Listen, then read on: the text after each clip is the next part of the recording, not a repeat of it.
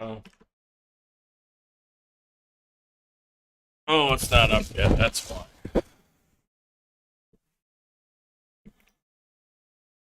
That's what she said.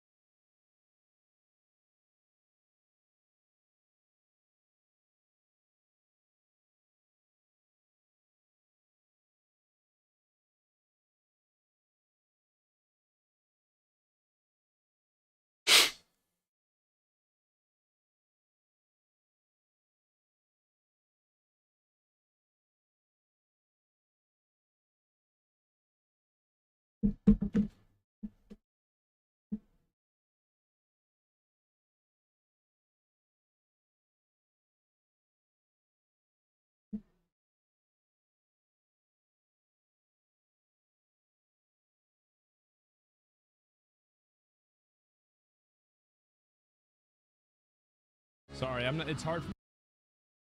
Oh boy.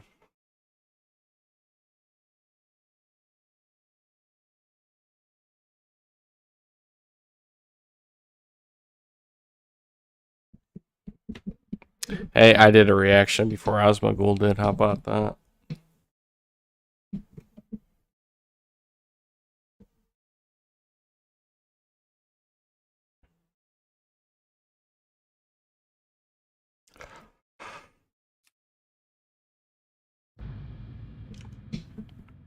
I mean to know what the volume, like, is the volume good or not? Take it. It's just, you know, it's interesting if you look at a Michael Jordan or something, you would load up all these pictures and he's smiling and he's holding a basketball, he's jumping from the free throw line, and then you look at Phil Knight and you barely can see a picture of him and he's got his face covered. So I don't have to show my face. It's me. Okay. That's my right. Absolutely. Well, that's what Hollywood wants to do, though, is to control everybody through images. Exactly. So I'm in control of my image now. It's no longer the people. He's right. Again, I feel like there is an argument to be made that Kanye West is the freest man in America right now. There is no one else pulling the strings. People that froze my account. It's no longer the people that threaten me. We've got past the threats. They tried to throw me in jail for the truth. And, you know, people believe me. And people see that I wasn't crazy on what I was talking about. And they tried to write it off, and they keep trying to write it off. But the truth is, the more and more I'm faithful to Christ, the more and more he's going to keep unlocking the blessings. You know, he set it on my heart to build communities, to build farms, to build schools, to build the choir. But when you do that, you have to be really obedient. Hey guys, could you not talk in the back? I'm like really hypersensitive to sound. If you guys want to talk, just go in the other room, please. But we have to be really obedient. You know, like one of the big topics right now is all of the pedophilia. And this is what I'm saying. I think that the reason why he keeps pushing back with this stuff. Did Alex Jones not even introduce Nick Fuentes? I just noticed that.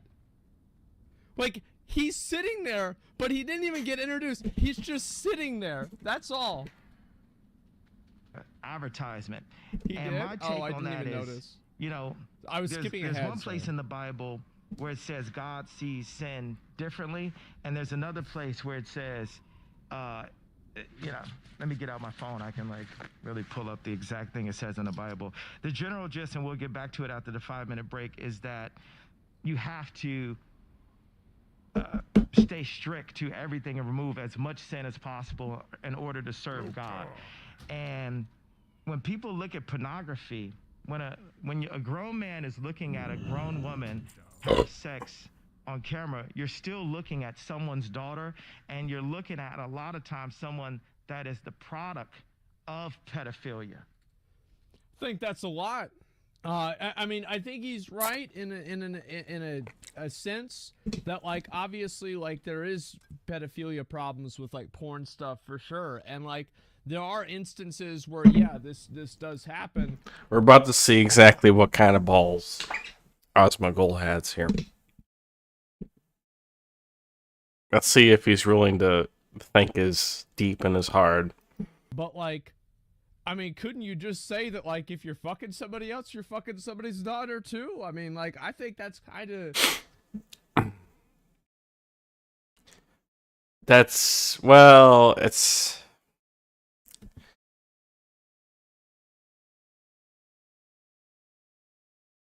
This is where it's different. If you're fucking somebody and you know you don't even really love that person, then no, actually it's not any different.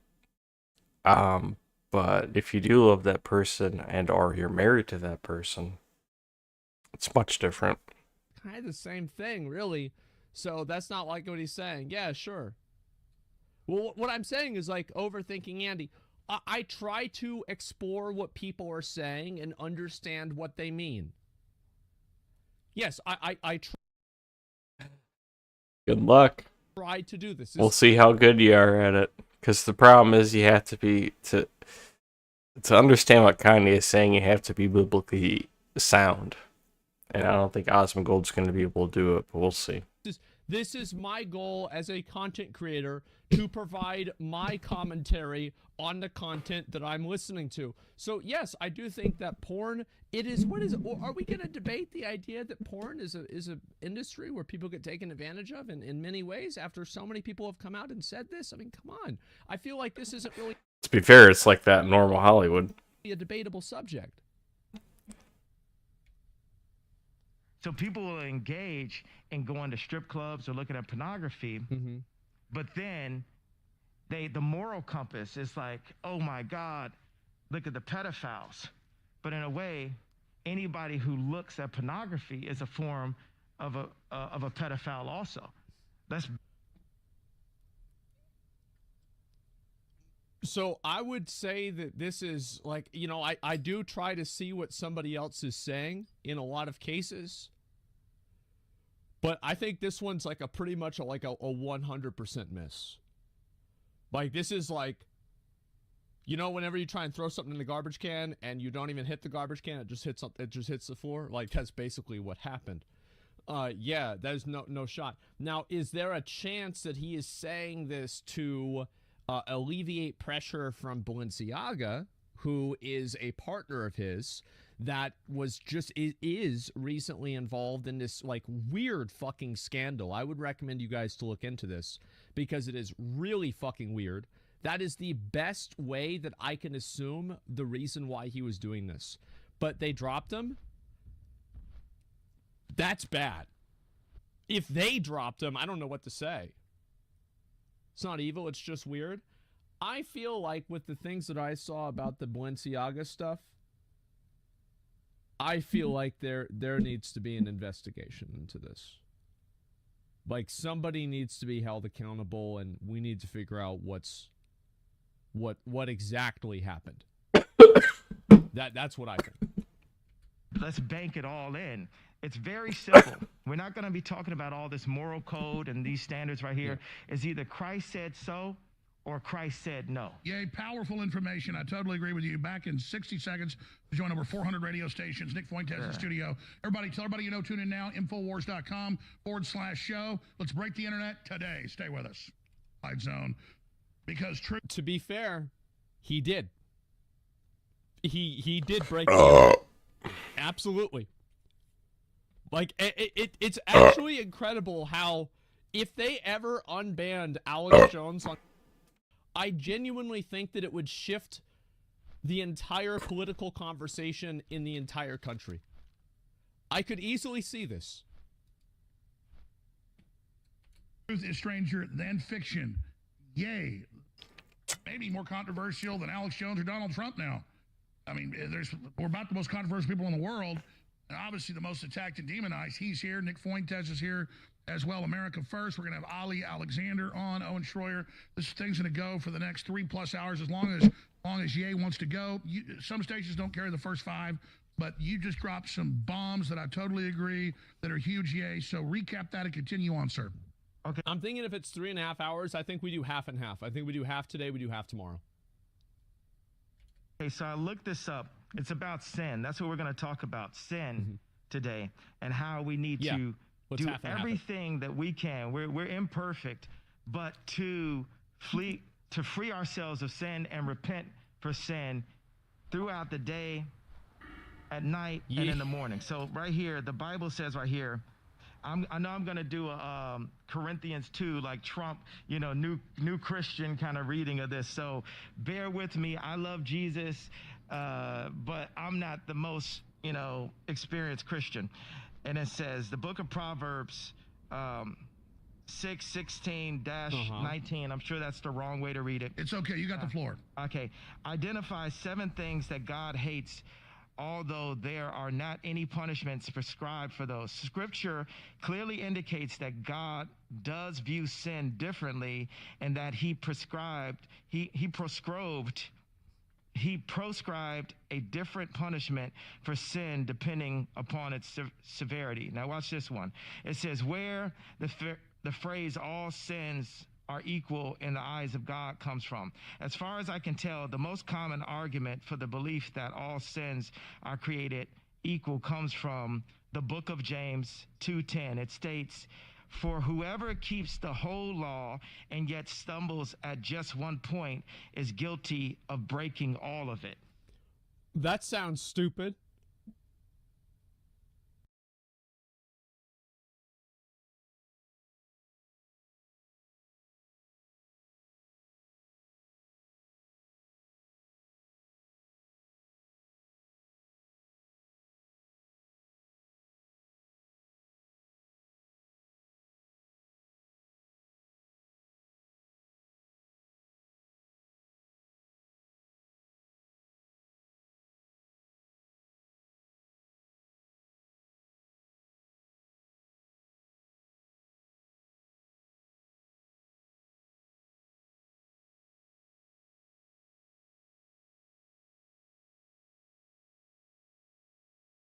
Well, that's what it says. What moron thought of that? Probably the guy that wrote the laws. That's dumb as fuck. Who the fuck thought of that? It doesn't even make any sense. Now, I'm a big fan of Steve Jobs, even though he did create Apple. And if you notice, the logo of Apple is actually the fall of man, the forbidden fruit, the bitten apple, right? So we can get into, what. Oh, he's deep. He's real deep. Also, my understanding was that it was the keep tree forgetting I of have a mount. fruit. Was it explicitly stated in the Bible that it was an apple? Yes. Let me double check that, but I'm pretty sure yes.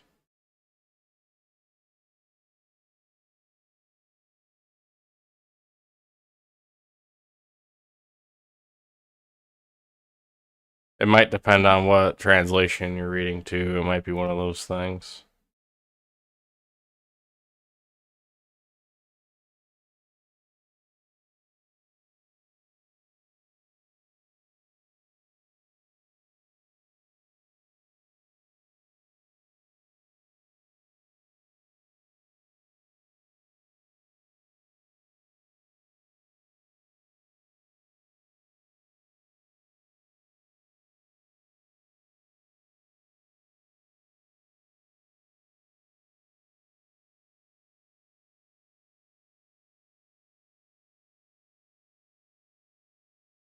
Okay. In the King James Version, it says...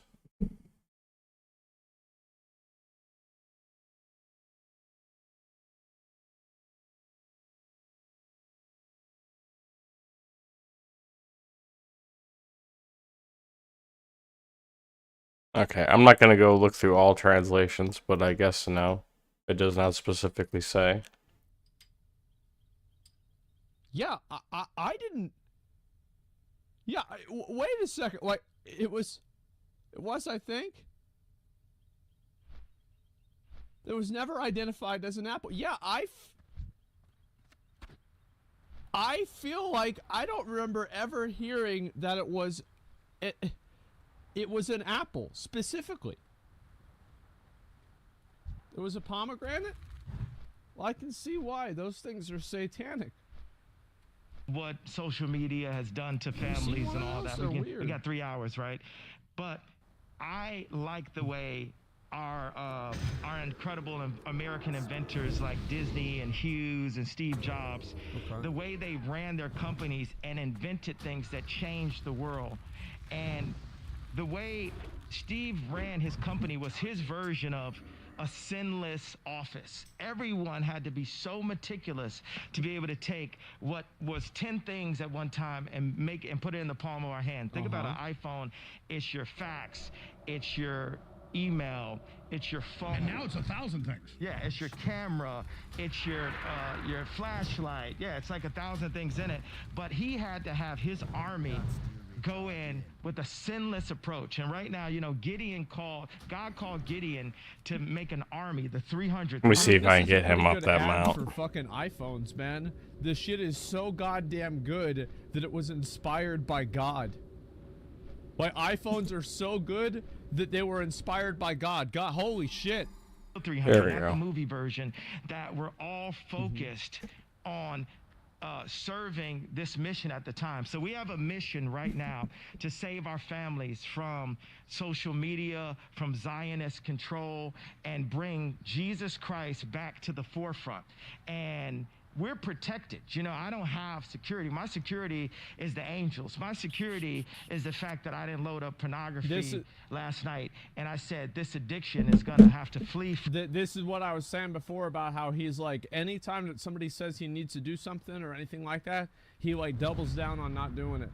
From me, this addiction since I was 5 years old that has destroyed my mom and my dad's family, that destroyed my family. Like, when I take full accountability for the destruction, like, of my marriage, I'll point at the liberals and say, you took my wife from me. You know what took my wife from me? The fact that I was married to this beautiful person, but I felt like it wasn't enough. I felt like I still needed to look at pornography. In some way, I'd say to her, well, stop making these images, stop breaking the internet. That original term comes from my ex-wife actually having a nude photo that I didn't know about, that someone used her and put it on a magazine. But there's somewhere where she's like, well, if my husband is looking at... I feel like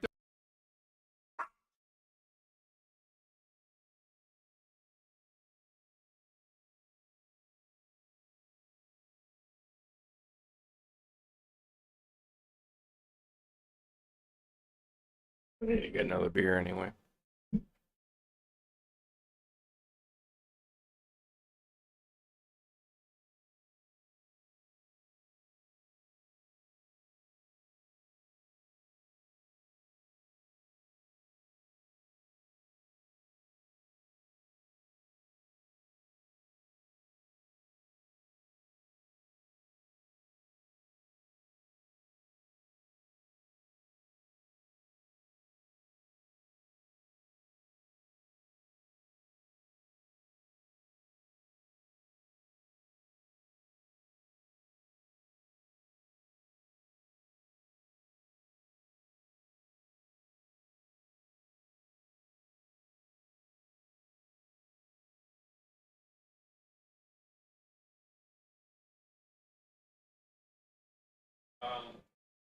It's Saturday.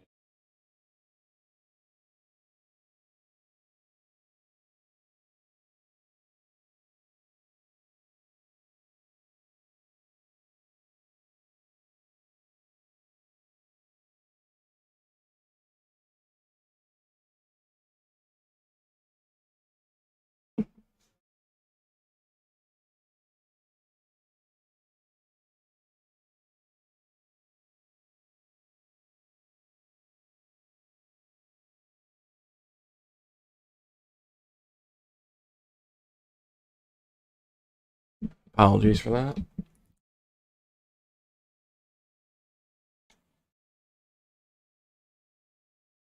There's a lot of back. I just and forth realized I'm you know watching what this I in mean? Like, fucking that's HD a when I lot, don't need to be. because like he didn't even know that shit was gonna happen. Number one, how do you know that shit's not gonna happen? Like, will you never talk to her?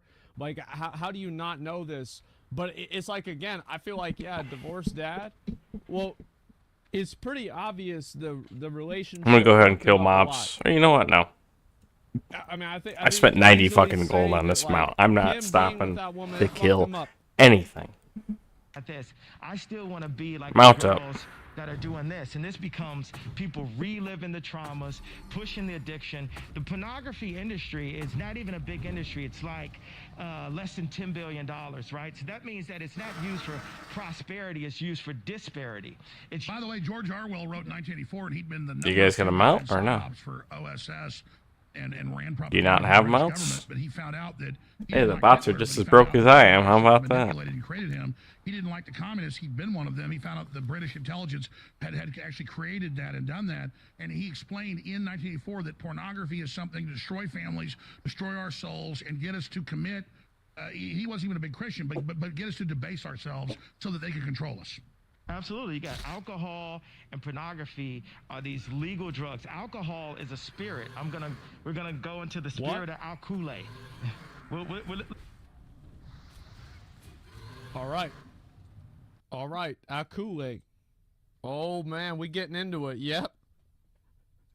Let's just go to the facts today. Let's not just even do opinions. And I love how you brought that in, because now you got God's warriors coming together. Right now, okay, Nick Fuentes doesn't have a Twitter account. Alex Jones doesn't have a Twitter account. But hey, guess what, Elon? I got a Twitter. And today I'm going to have Nick and Alex tweet from my account. You like that, Ari Emanuel? I'm all about free speech. And the greatest threat is those that want to silence us. That's why it comes First Amendment. Anybody trying to take your speech is the enemy. Absolutely. Well, and it's I do find it a little bit hypocritical that Elon Musk said that he was purchasing Twitter to create a free speech environment. He says that free speech is the thing. You know what's funny? Because I always, like I said yesterday when I watched the original interview, I'm like, Kanye does the same thing that Alex Jones does, where he starts making a really good point, and it makes you think because it's, you know, kind of true, and then he starts just like going off on like a tangent about something, and it's just like what Alex Jones does. And it's weird because Alex Jones is literally letting the guy talk. He's not even interrupting him like he normally does with guests. He's just letting him talk, and Alex Jones is just like, so this is what it's like, you know, this is what it's like to just sit in a room and listen to me. Thing that's going to save the West and our civilization, but yet he is taken I'll be right back. What's up? Answer phone call. And there's nothing wrong with that. I do the same thing. Like when I make tutorials on shit, like I have to like write notes and I have to stick to what those notes, or I'll just start rambling off about different shit that should probably be a whole different video. So, you know, I completely understand. Sorry, guys. That was the Illuminati. They said we can't watch it anymore. I'm apology. I mean, like, look, it was a good time. We had a great time, but you know, I just got a message from Bill Clinton. So yeah, it's like no, it's just some bullshit. All right, let's keep going. exception to you. He's being serious for a second.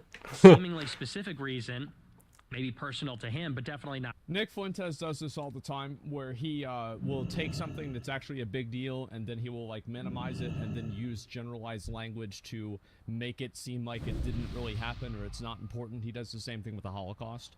And so, yeah, it's like this is a very common trick, and Nick Fuentes is very good at speaking, and so this does. I don't really know of Nick. A lot of people, but the truth I've is probably that heard him speak obviously before, Alex but I Jones don't got remember removed him. from Twitter So because he used Twitter to I have no propagate opinion. something that was deemed in court to be slander or I would have to libel. hear his exact Definitely. words before I'd make an And opinion because on of it.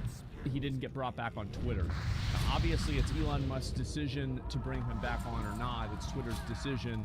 But I think in the case where somebody is using your platform to, do things that are against the law, I feel like it makes sense that they wouldn't want. What was against the law? No, he didn't. He got removed for insulting a journalist. Well, I have no idea. Yeah, it's understandable. Yeah, I mean, that's not against the law. Alex Jones, it's a very interesting question. Like, should he be back on Twitter? There's a part of me that says yes, and a part of me that says no. The part of me that says no is obviously like, I mean, this guy used it to propagate this bullshit. But at the same time, he did serve his time. He's, he's been judged by the court. Who is Twitter to judge him? It's hard to say what the right decision is. I think it's one of the cases where there is no right decision. Principled, so I think it's time that the people finally money. Demand a real victory here. We've been at war, essentially, since Trump came down the golden escalator 7 years ago to put America first, to put Christ first, to free the internet and do these kinds of things. And here we are all this time later, and it seems like we've stagnated. I want to keep in mind, the reason I didn't vote for Trump the second time is because he didn't free the fucking internet. Like, I'm still so fucking mad about that. Yeah, I didn't fucking... no, he didn't do shit. He's the first guy that understands the fucking internet, understands media better than anybody. Let's be honest. Trump understands it better than anybody else does. He didn't fucking do it. I don't think he does. Because I do think that companies, like all these massive tech companies, do act like a fucking, like a government of the internet. He kept calling him out the same way every time. It's like you're not understanding, you're not calling out what's actually going on, or you're just, afraid to. It's time that people demand we want Christ first. Trump pussyfooted around social media and news media and internal corruption and all that shit way too much. Like, he didn't actually call out what was going on. He just essentially kept repeating the same talking points over and over again, and he sounded like a bitch and a whiner is what Trump did. And I voted for the guy, okay? But he sounded like a bitch and a whiner. If you guys are up for it. When my woman comes home and she just starts saying the same bullshit over and over again, she sounds like a bitch and a whiner.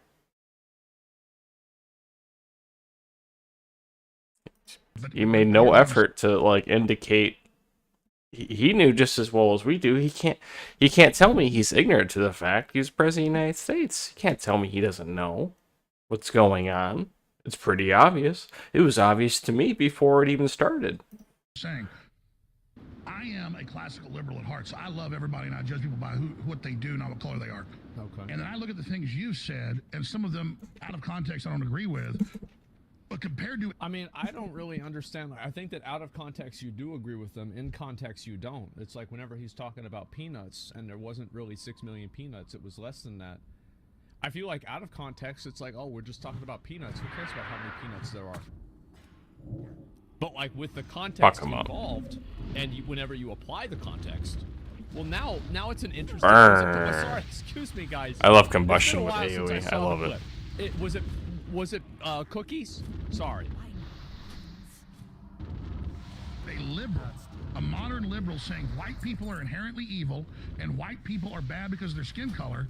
And then that's what the ADL and Southern Poverty Law Center and these leftist groups in Hollywood have pushed. So they're putting out something. By the way, I totally disagree with this. Nobody's evil because of their skin color. Nobody has any sort of original sin. Original sin, that's why, they wrote the New Testament. That's like the update. That's the hot fix for original sin. It's gone. Yeah, nobody is evil because of their skin color. Nobody is responsible for what their parents or ancestors did. No, there's still original sin. It's just you have to have faith that Jesus dying was enough to cure to redeem you of that sin. That's what you have to believe.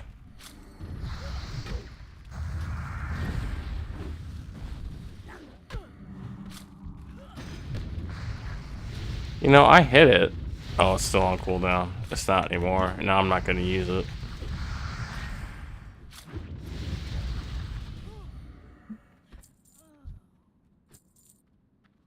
Oh, however, you also have to repent. That's another thing. You can't ask for, you know, forgiveness.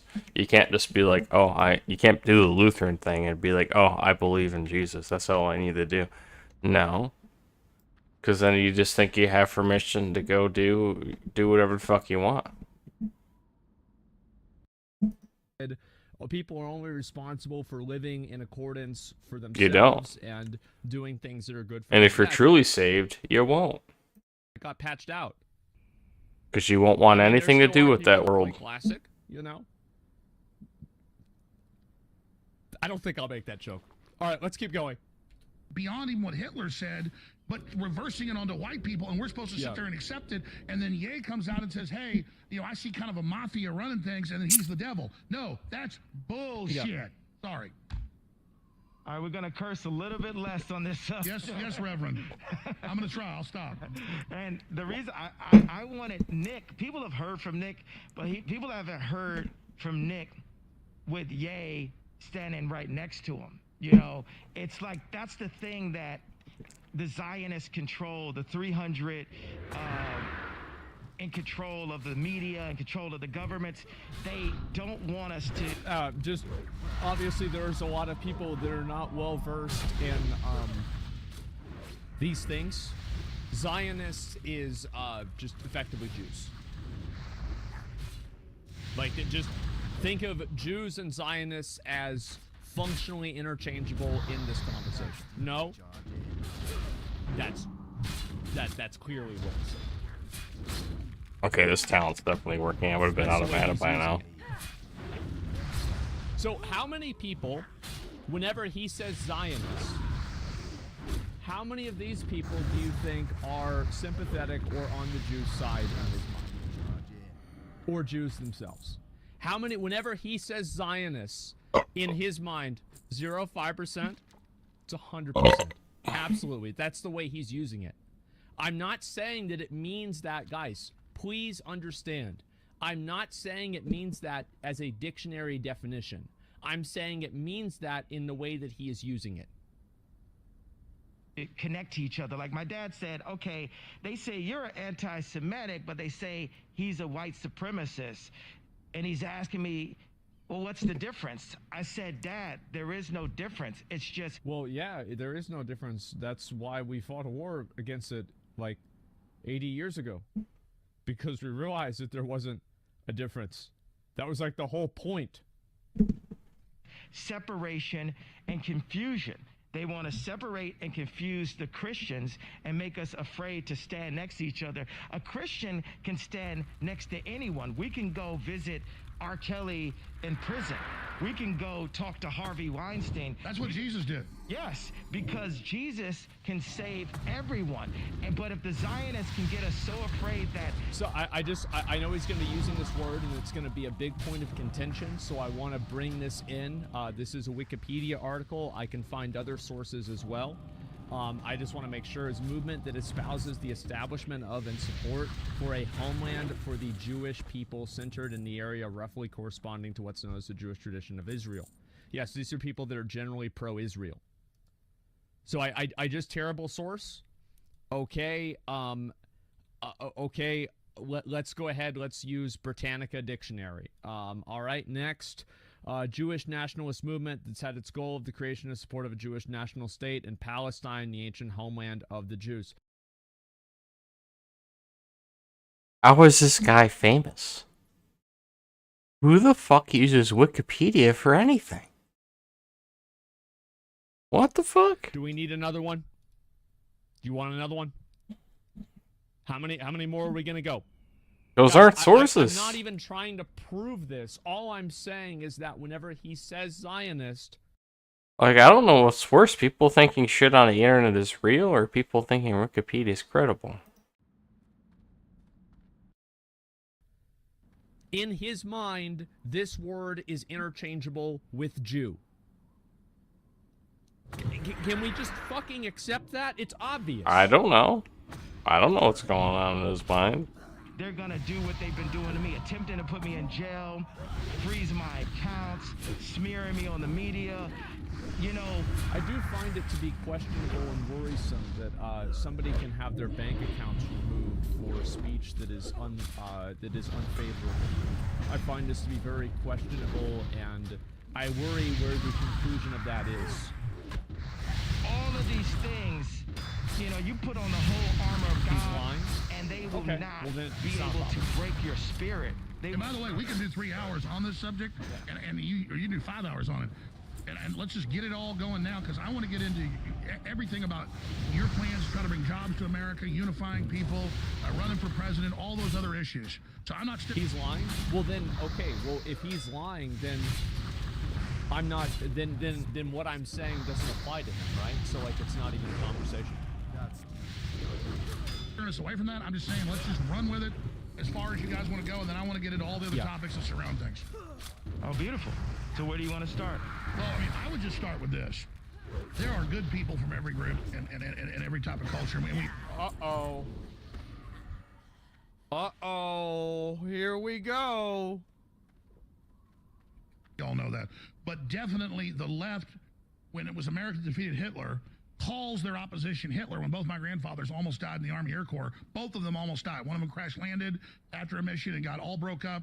The other one got hit in a German air raid in North Africa.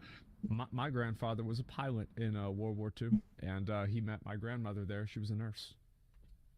And he'd only done like 18 of his missions. What is your grandfather, John Wayne? And then he had a concussion, and he was the captain. Yep. And then his buddies went up the next day and blew up over Italy. He was always freaked out about it. Never really talked about it until he died, but when he died, we read the letters and all the awards he had and stuff and the things he did after that.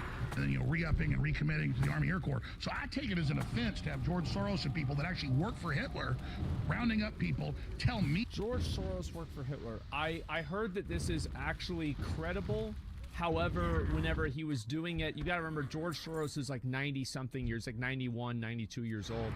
So like, he was 14 exactly. So it's like, whenever he did that, he was like super underage, very young, and it's hard to say whether this is an indictment of his character or not. He would have betrayed the Jews? Yeah, but he was also 14 and trying to stay alive. So it's like, what do you really do in a situation like that? I don't know. I'm gonna be honest, I have no fucking idea. I'm a Nazi when I almost don't exist when my grandfathers went over there. So I got a lot to say about this as well. It's just nuanced with the whole thing that's going on. But expanding on that. By the way, I'm not trying to draw a conclusion with that. I'm just providing context for what he's saying. Sounded like I'm a just saying, conclusion like, to yes, me. There is an element of truth in this. Yeah, give us, because I want you to go wherever you want. So just let's just have you talk for 10, 15 minutes more before me and we got a lot to hear from Fuentes that needs to be heard, but we want to hear from Ye. Go ahead.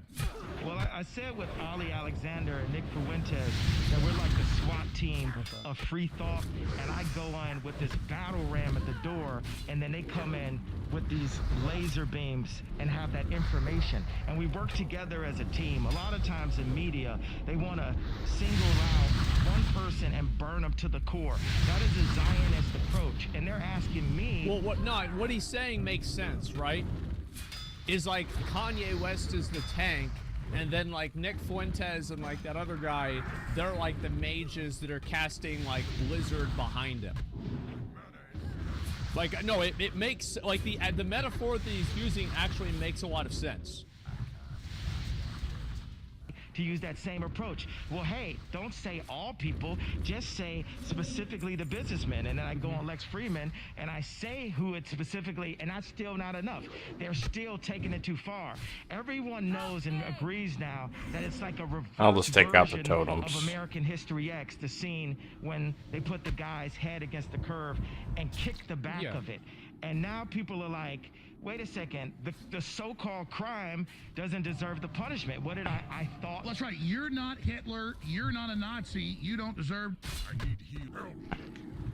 I didn't do a good enough job. Who's ready? I'm really glad that Kanye West doesn't like Hitler and he's not a Nazi. So far, this has been okay. You know, he's got some interesting opinions on, you know, different stuff. But yeah, in general, he's not a Nazi. He's not a bad guy. Sure. To be called that and demonized. Well, I see good things about Hitler also. I love everyone, and Jewish people are not going to tell me you can love, you know, us, and you can love what we're doing to you with the contracts, and you can love what we're pushing with the pornography. Edward Norton is such a good actor, man. Like, that movie was so good because of him. I remember watching it like that. He was such a good fucking actor. Wow. Terrible to work Right? with, Yeah. apparently. But this guy that invented highways, invented the very microphone that He's talking about the Autobahn, and actually this is something that this is my understanding of history. It could be wrong. People can correct me. Is that you know, after winning the war, World War II, Dwight Eisenhower obviously went on to become president, and he modeled a lot of the interstates that we have here in America now, like, you know, we have I-35, for example, off of the German Autobahn, because he thought that it was very easy to get around to Germany because of it. So that's, yeah, he didn't invent it. No, he did not invent it, but that's where our stuff came from. And so also with the Volkswagen, Hitler was extremely influential, right? You could say instrumental in making Volkswagen. I'm gonna watch a happen trailer here with real the quick. VW Beetle.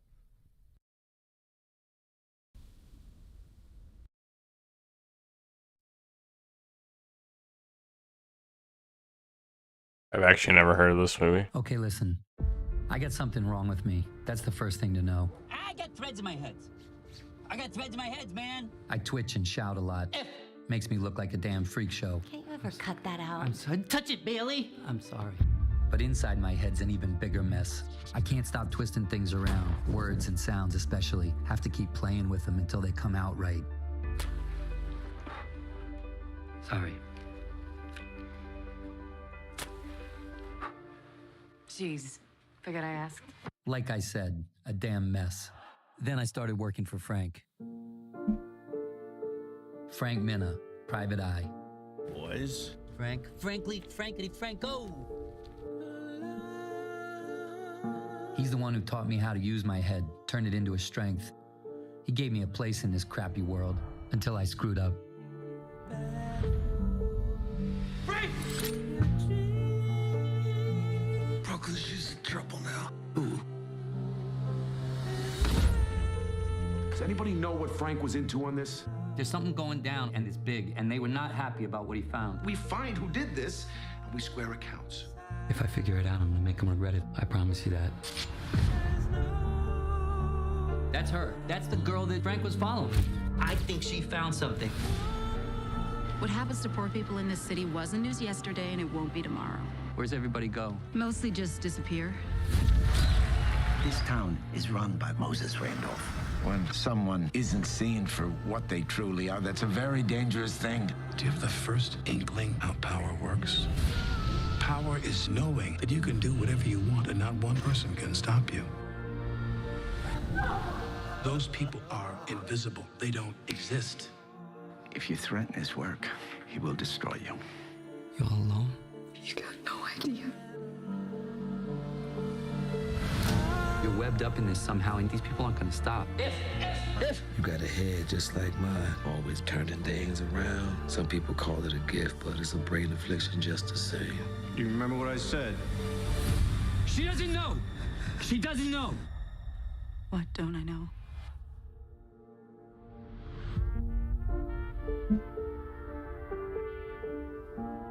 That doesn't look all that great.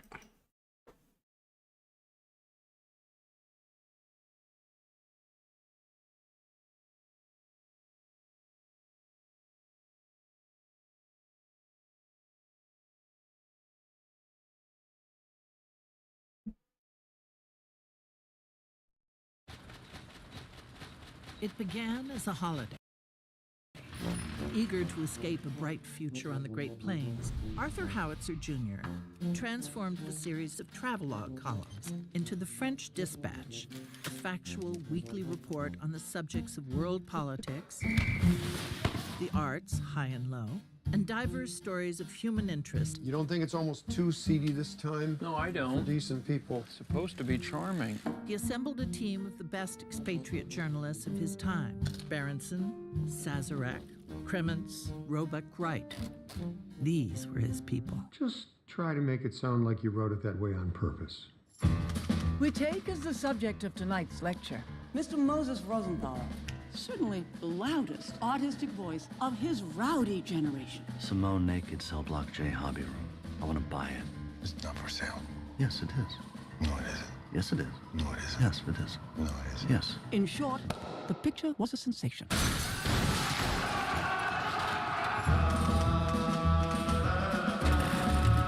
It's one of those retarded movies, isn't it?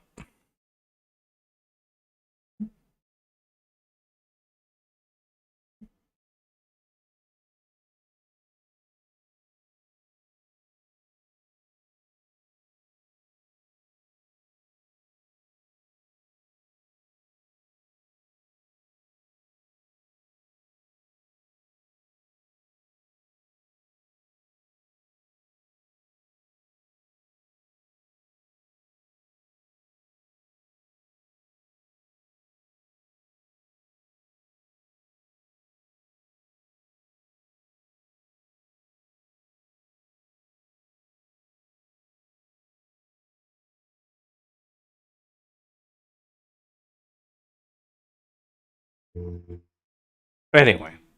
Yes. This did happen. I use as a musician. You can't say out loud that this person ever did anything good, and I'm done with that. I'm done with the classifications. Every human being has something of value. Well, I feel like obviously nobody's saying that, because like that's I don't think anybody's really saying that, because like people still use VW Beetles, right? It's not like you're not able to have one of those cars because it was involved with Hitler.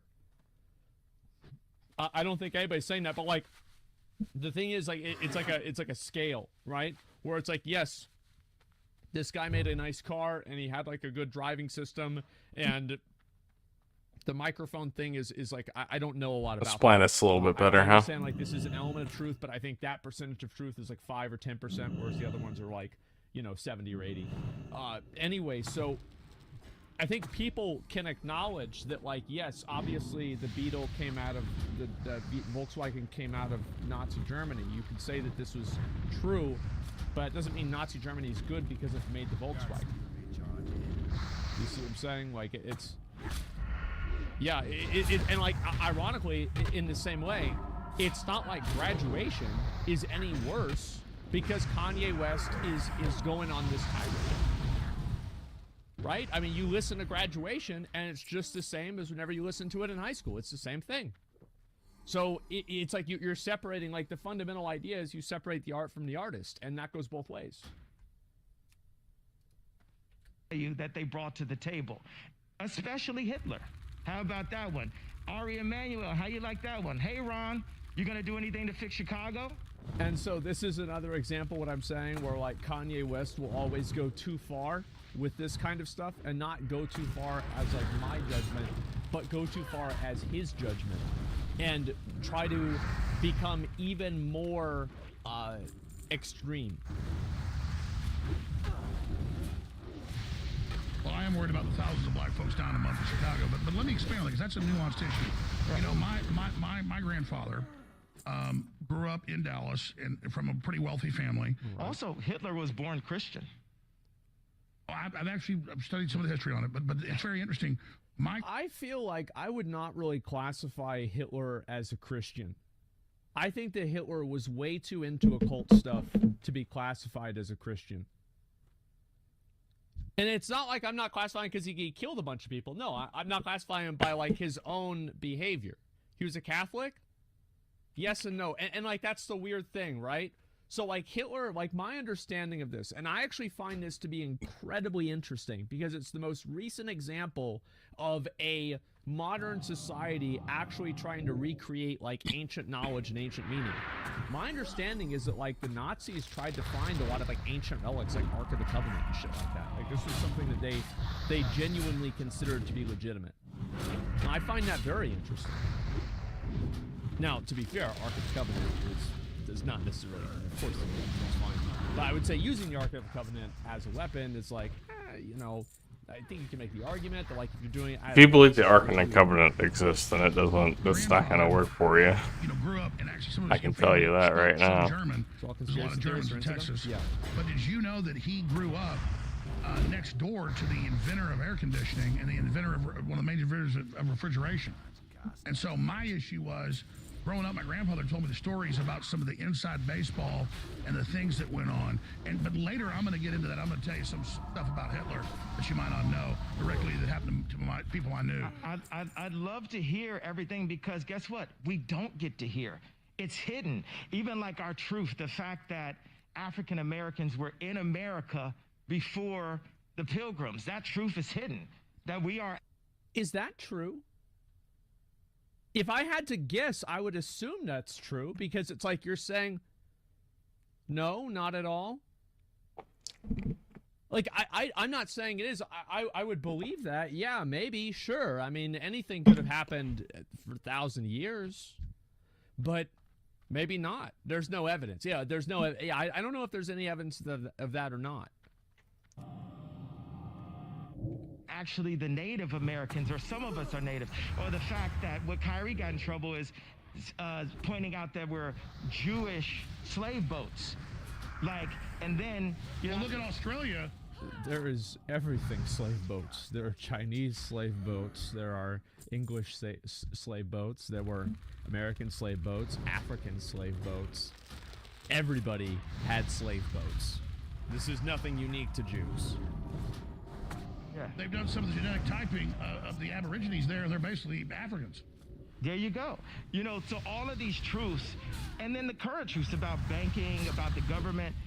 My favorite thing that I got to say with Tim Pool was Rahm Emanuel was right there next to Obama. Jared Kushner was right there next to Trump. What are those two people, those two Zionists, I gave it away, have in common? Nick, can you pick that up and expound on that?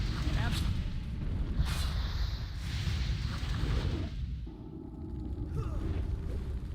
What do those two people have in common? What do you Can I guys cast think a they spell, have in please? common? It's all good, all three-letter word. I wonder. Absolutely. Yeah, you know, and it's interesting because you've been going on these interviews with Lex Friedman and with Tim Pool and Piers Morgan, and they always say, well, don't talk about a group, talk about the individuals. Yes. And I would point out, one, it's hypocritical because in the same interview, Tim Pool said, well, wouldn't Ye be so great for the black vote? You can say the black vote, but you talk about Jewish businessmen, and somehow that's a problem. You can't talk about groups when it's one but not the other. It's a good point. You can't categorize people in any way or shape or form, and then assuming that people will vote in a monolith is bad. Yeah, yes, it's a good point. Sure. The other thing is that there is something baked into the cake in Judaism which affects how they're brokering these kinds of contracts with entertainers like Ye. If you look at the Talmud, which is a real Jewish holy book, or part of the holy book, there's the written Torah, which is the Hebrew Bible. There's the oral Torah, which was written down as the Mishnah and then interpreted in the Talmud. In the Talmud, it says that Jews have to treat Gentiles differently than they treat other Jews. There's all kinds of examples of this. They say that if you act... There are a lot of examples, and like the thing is that whenever you use this kind of stuff, I think that everybody knows, for example, a lot of the crazy stuff the Bible says. I don't think that it's necessarily fair to take every single line of the Bible and every single line that was in or written in like the Torah or the Talmud or anything like this, and then assume that the people that are Jews now, their actions are a result of this scripture. I think this is too big of a leap. Incidentally, if a Jew indirectly kills a Gentile, there's nothing even wrong with that. There's nothing morally wrong with that. They say that for a Jew to have... I don't think that's true. Because, like, I mean, I would assume inside of Israel, which is a Jewish state, if a Jewish person kills a person who is not a Jew, the Jewish person will face some sort of repercussions. So Like, yeah, I'm pretty sure you can't just go around killing people that aren't Jews in Israel just because you're a Jew. So, whenever you acknowledge that, to an extent, you have to know, what you're doing is you're adding nuance into this, is that this is clearly not an all-or-nothing situation. I don't know for a fact, so I can't comment. He said And he obviously doesn't know either. I can listen to it again. He says he doesn't They say think. if you accidentally, if a So, Jew indirectly kills a Gentile, I'd be a really boring political commentator because, you know, how many times I would say, you know, I don't really know. So, next question. So, like, manslaughter, right? I don't know what Israel's laws are. So, like, that's I'm not going way to too, pretend to like, know I because have no idea people at just that love to point. pretend to know, But I you feel know, like but this is just nobody probably- actually knows.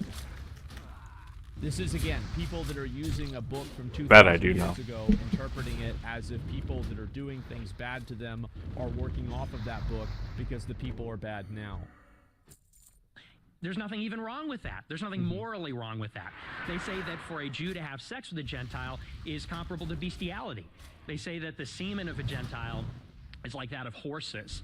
They also say that you can't give a gift to a Gentile. A Jew is not permitted under the Talmud to give a gift to a Gentile.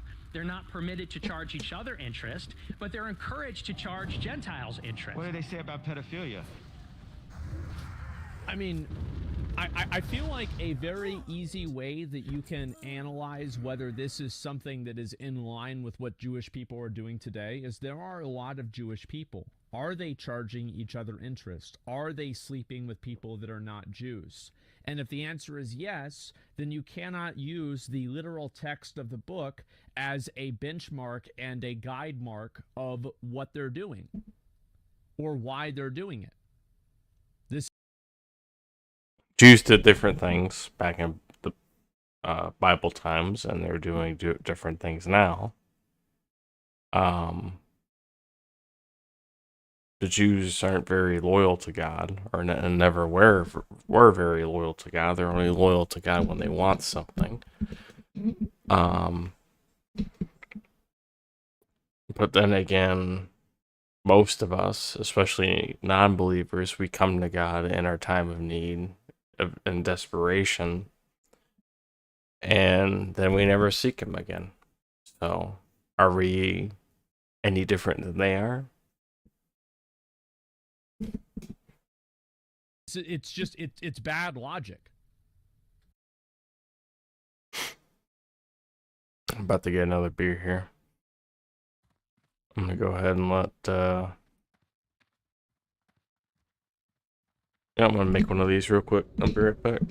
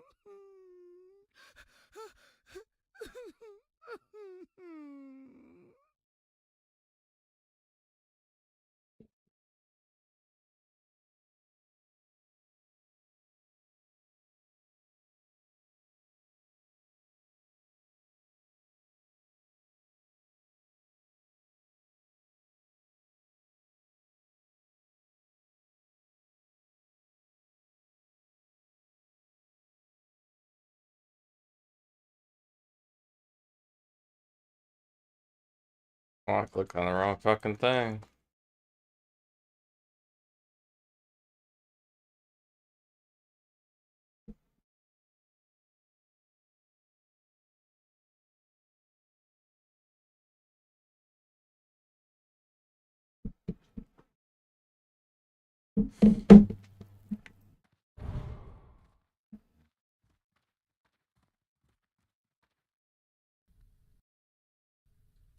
They say that that's in some cases licit.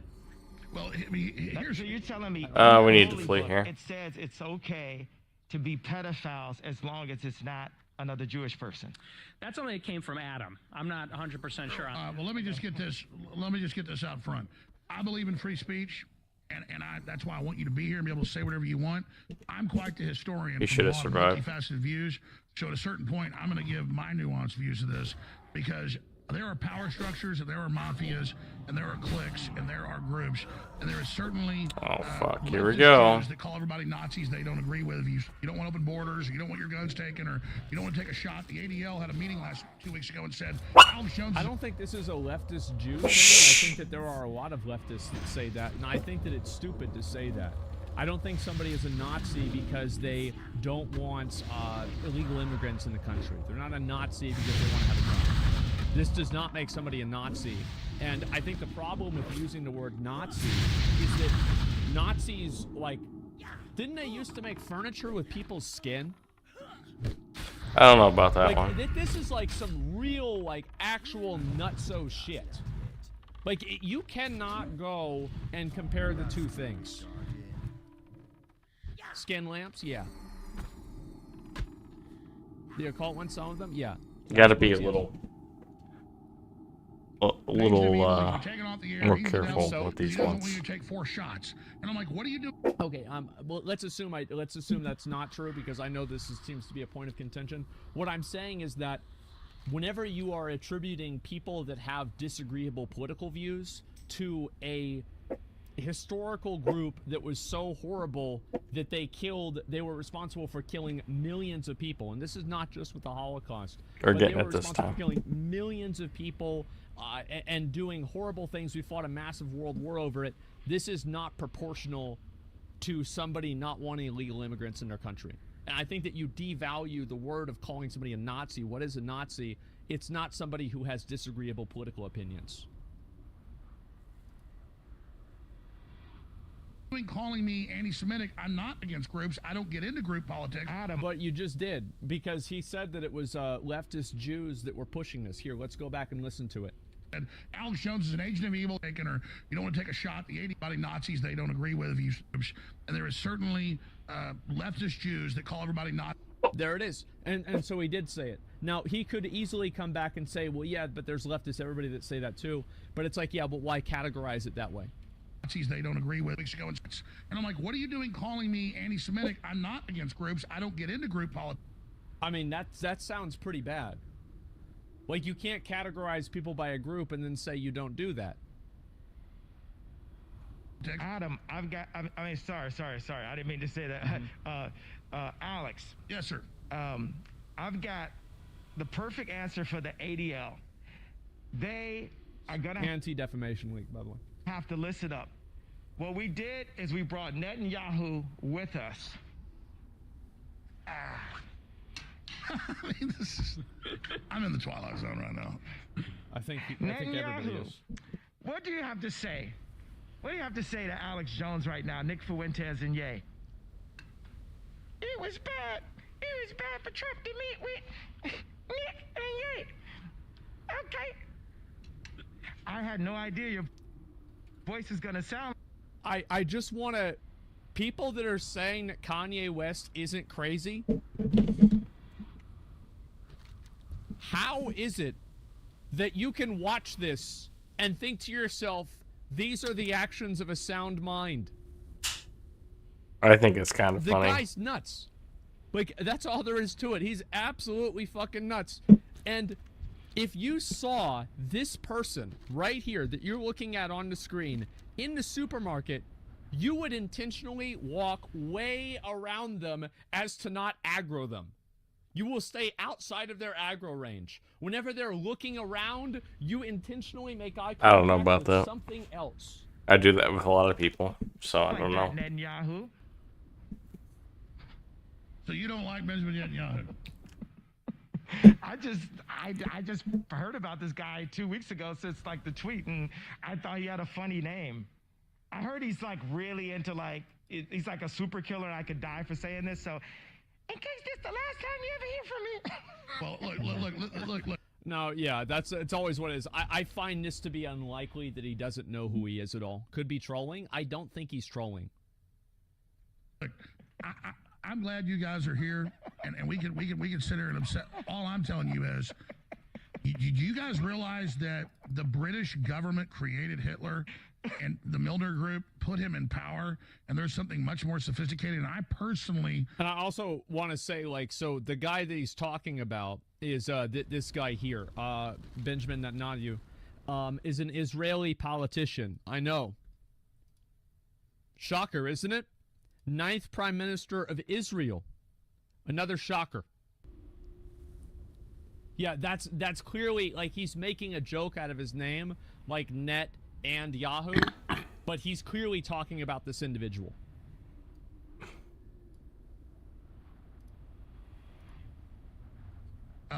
And it's a very common theme that people that are anti-Semitic and just generally racist, they will hide behind a sense of childish innocence whenever they're trying to say something bad about a person. Like, oh, I just knew about him for 2 weeks, haha, you know, or something like get out the net and everything like this.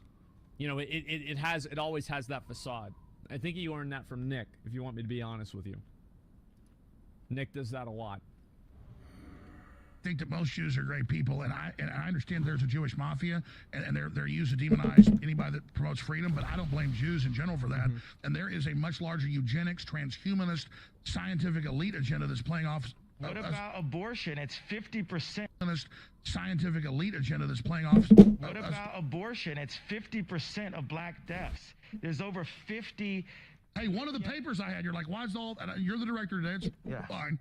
The Margaret Sanger, Rockefeller-founded Planned Parenthood came out today and said, because of your white guilt, white people need to give money so we can kill black babies. I swear to God, it's in my stack. If I hadn't moved it off the desk, I could pull it right up for you. Why did I have you move it off the desk, Alex? Because it's cluttered. I'm not bitching. I'm just saying, everybody asks, where's my papers? I don't have them there as a prop. I could literally go, look. I don't know if that's true or not. I mean, I have no idea. I mean, it's completely beside the point. It's irrelevant. Agree with you. Look at this. They say white people help us kill black people for your white guilt. It actually says that.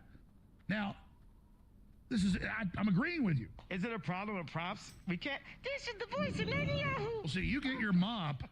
I'm going to find the tweet here. Because I want to show you this. This is a big.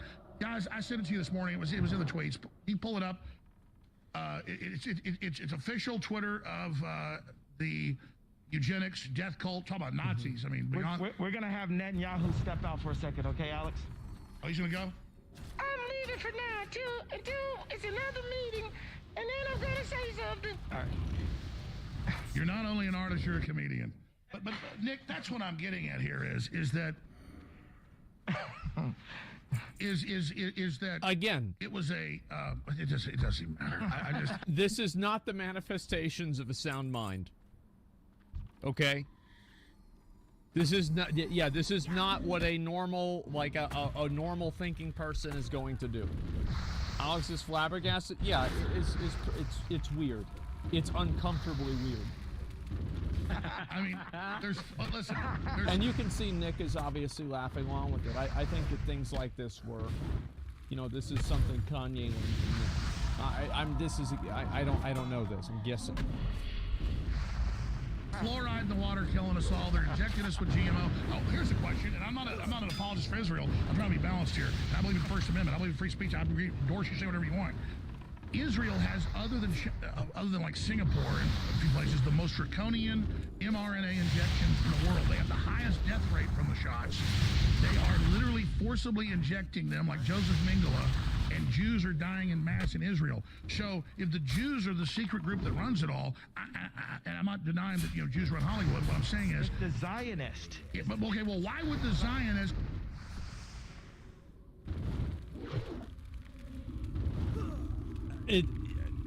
Yeah, sure. Be killing Jews in mass in Israel with the poison shot. Because they work for Satan. They don't work for God. Exactly. So they create atmospheres that get Jews persecuted so they can control the Jews so they can kill them. And you just did it. Just like George Soros helped round up Jews for Hitler, that's the next level. Boom, we just got there. Well, I feel like things escalated so much in the last 6 seconds. I feel like things really, really just fucking, like, goddamn. They control the left and the right. They make politics super messy. Like, I went in to meet with my boy Trump, and the next thing you know, like he typed, he said, fake news went crazy. And I love Trump like every other good Christian American. We just want to hold Trump to Christian values and say that's the only way to the White House. And if he doesn't do it, then I'm gonna have to do it. I think. Well, so there's a quote actually. It was so fucking funny to me. I think I saved it somewhere. And it was a Donald Trump quote, and it was somebody was asking him about the Bible. Here, I'll get know, rid of something that might be Testament, worth what I owe in repairs. more. Probably that. And I'm trying to find out where it is, but he said, I think it's to the effect of, they're both great. Bo is probably Bible almost a is goat. just absolutely incredible. Gold. The whole thing is just so good, it's tremendous. Like, he actually fucking, like, he basically just, he phoned it in. He was like, yeah, Does anybody here think that Trump has read over 20 pages of the Bible? Actually, read over 20 pages of the Bible in the last 20 years. Because maybe he went to like religious school early on, so like maybe he read it in the last 20 years. I don't think so. Yeah, I don't think he has. Of any book? No, I'm sure he reads other stuff too, maybe, or he reads things that are like that. Like, I'm not of the mindset like Trump is just like this huge, stupid, big, dumb idiot, doesn't know anything. I'm not trying to say that, but like, it is a little bit questionable with the Bible, especially. That Trump is a more senior president. I think I've got some growing to do, but I love Jesus. It's kind of like David. All of his brothers had all this battle experience, and he was tending to the sheep. But while he was out there, he had to fight bears and tigers. This is the little I know as a baby Christian. It's true. Yeah. But he was able to beat that giant. And right now, this giant, there's some cleaning, there's some plumbing that we have to do. And that's what I'm doing with my style of art, my style of humor, and who I am as a celebrity, to say, okay, I've been messed over enough by Jewish businessmen to get to the point to say, I'm not going to take it anymore. I'm not the first person that got debanked because of their political opinion. And that's, there it is. So now we're getting into it. So this is something, and I think this is very important to keep in mind. This is how a lot of people become racist. A lot of people become racist because they have a very bad experience with somebody of another race. It's that simple. It's not like they read into something or whatever. They just have a bad experience with a black person, a white person, a Hispanic person, a Jew. It could be a gay person as well. How many of you guys, here's a good example that like a lot of you guys can probably might remember. Whenever weed was still illegal in a lot of places, how many of you guys remember people using the argument that they had a son or nephew, or they knew a friend of the family who all he did was smoke weed and that was it, and that's why they think weed should be illegal? Like, this was very common as an anecdote of why weed is a bad thing. So what about daily experiences? Yeah, well that's what I'm kind of saying, right? Is that this is how it begins. Not really. Not really racist because their parents' fault. It's the environment's fault. They normalize hating a specific race. I think that there's not necessarily one thing, and like, sure, if you want to go back and say like, oh, that's not the only reason, it's actually because of environmental factors. I think obviously all things come into play, but people that become racist and it's not because of an environmental factor, I think many of them had a very bad personal experience with a person of this race, and then they extrapolate that into the entire race is this person. And I represent now the common man. When we go, I don't like the word if, when we go into the White House, it's a us now. It's not about specifically an icon or descent. Remember, there'd be no us if there's no them. But it's issues. Yeah, it's about the issues in America. Yeah, stay there. Nick Fuentes' studio. This is uncensored, folks. We're going to come back after this break, and we're going to come back after the break and play a George Soros compilation of him on NPR. It's only a few minutes. Him on NPR and him on 60 Minutes saying the best time of his life was rounding up and killing Jews. Ye never killed any Jews. So I want to know, how do I get the ADL to love me? Do I round up Jews in Nazi Germany? Do I get love then? Schwarzenegger said he loved Hitler. They gave him an award. I'm just saying, I don't like Nazis, and I don't like what some of the mafias are doing either. Arnold Schwarzenegger said he loved Hitler? I don't remember that one. That's a bit of a surprise. It was actually probably the happiest year of my life, that year of German occupation. For me, it was a very positive experience. It's a strange thing, because you see incredible suffering around you, and in fact, you're in considerable danger yourself. But you're 14 years old and you don't believe that it can actually touch you. You have a belief in yourself, your belief in your father. It's a very happy-making, exhilarating experience. While hundreds of thousands of Hungarian Jews were being shipped off to the... I don't understand what George Soros has to do with this. Rewind? death camp. Wait, what did I miss?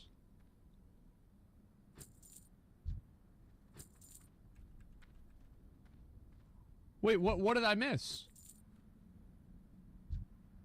Right before the break. Okay. Do I get love then? Schwarzenegger said he loved Hitler. They gave him an award. I'm just saying, I don't like Nazis, and I don't like what some of the mafias are doing either. I like Hitler. It was actually probably the... Oh, that?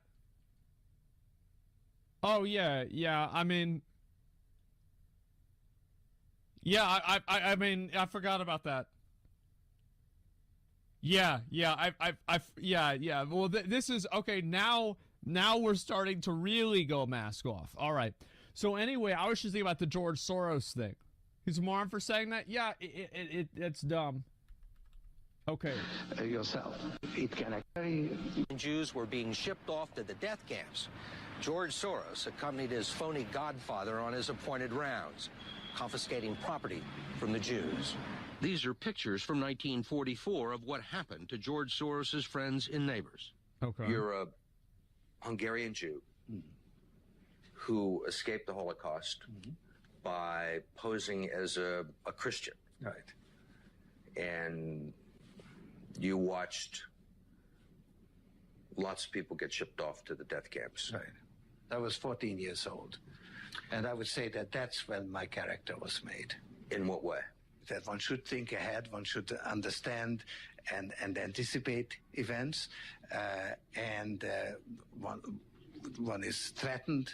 It was a tremendous threat of evil. I mean, it was a very personal experience of evil.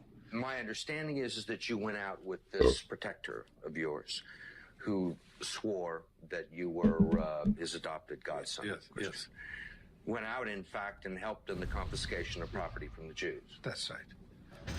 Oh, okay. I mean, that sounds like an... That doesn't sound good. Yep, this does not sound good.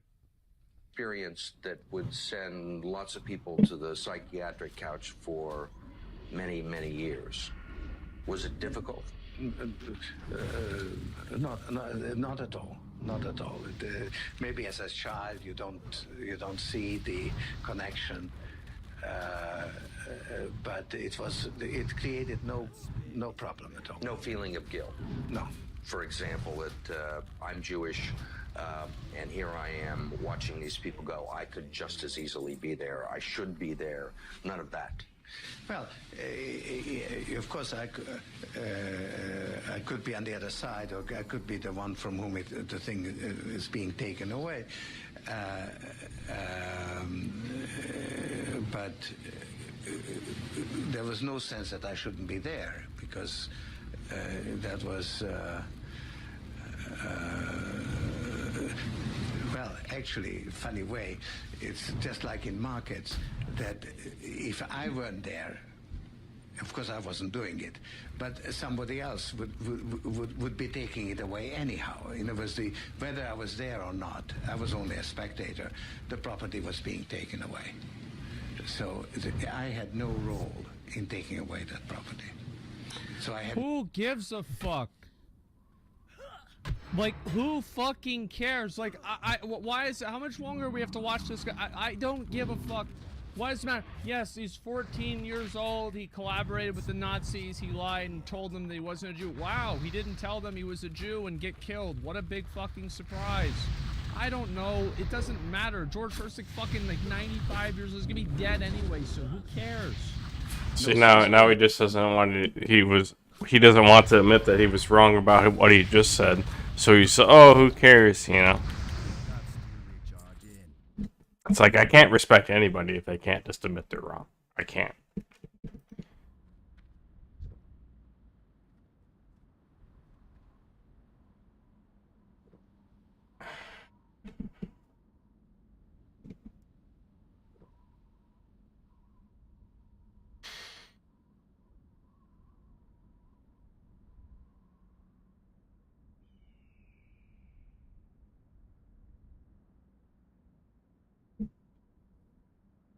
What all do they have?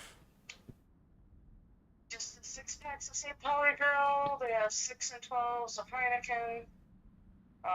They have 6 and 12 in Blue Moon. Are you looking at the cold or the warm?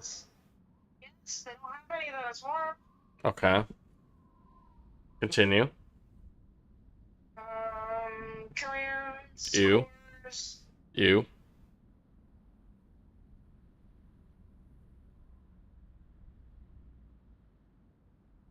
That looks about it. That's all that's in your wheelhouse, really.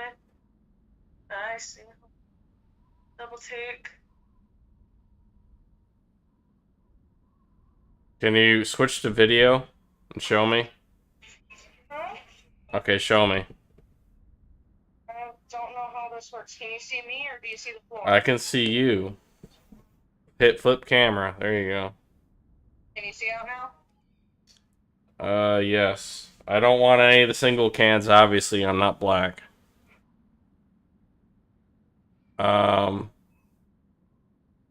Keep going. Man, you're giving me some QVC vibes. I like this.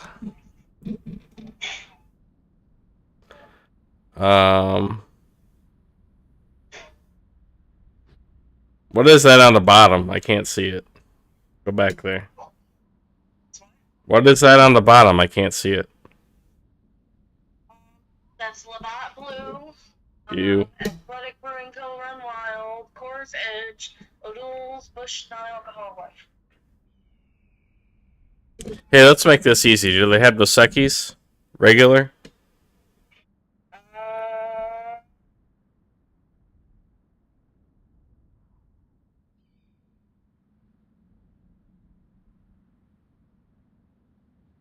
You just walked right by it. Or did you? No. That was Rolling Rock. Never mind.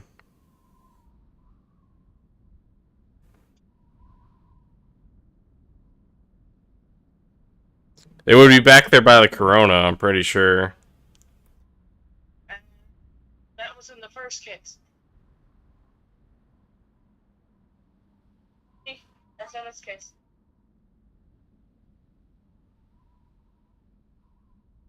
How much is the St. Pauli's Girl for a 6-pack? Uh, Oh wait, check the warm beer again. I'm sorry. Check the warm beer again. It might be over there. Check the warm beer again. It might be over there. yes. Insider voice. Ah, good lord. White Claws. Go back. Yeah, go back. Ugh. Yes, anyway. The 6-pack for St. Pauli's is $9.69. And then you have 69. shut up. And then you have 60 cents deposit. Alright, you know what? Give me a 6-pack of St. Pauli's and get me a 6-pack of Corona. Sure you don't want Heineken? I'm pretty positive I don't want they're the same Heineken. price. And which Corona? Regular. One on the right. It says light, one says extra. Extra. Extra? Yes. Okay. Alright, love you. Alright, love you too. Bye. Bye.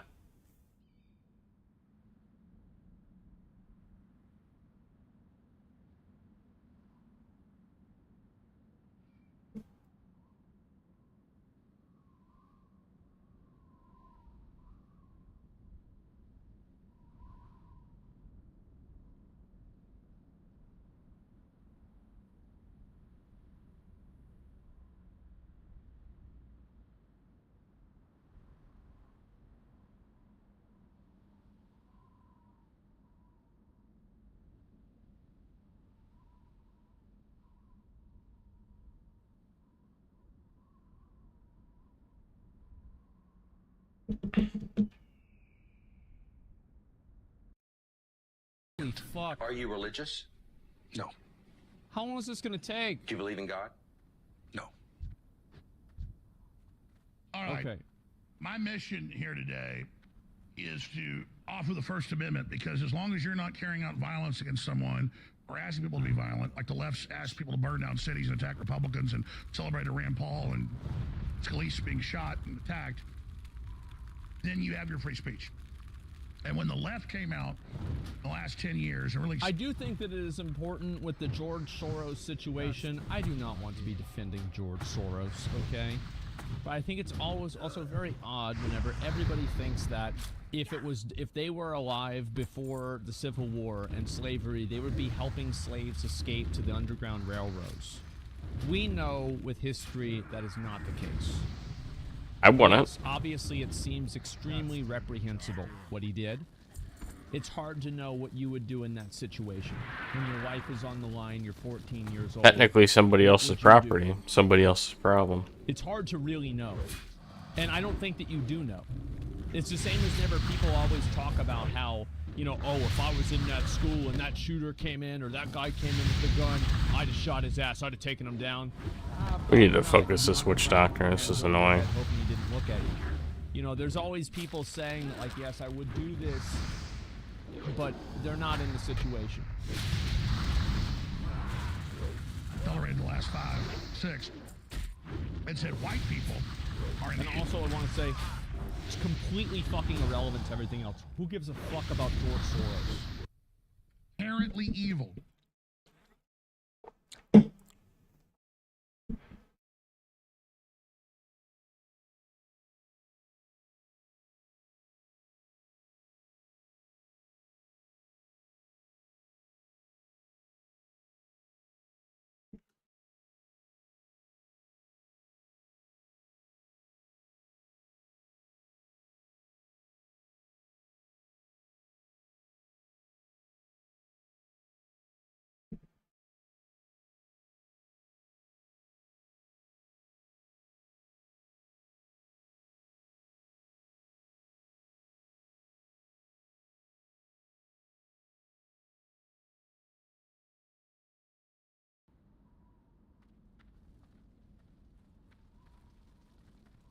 You know, it's weird. People think it's so hard to admit you're wrong. It's like so many less words and syllables and breaths that you have to take to just say, oops.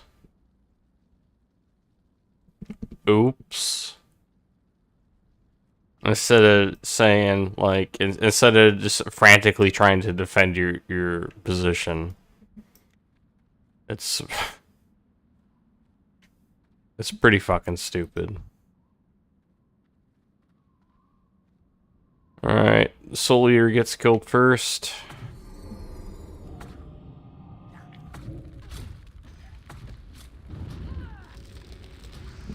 What did I say? What did I say?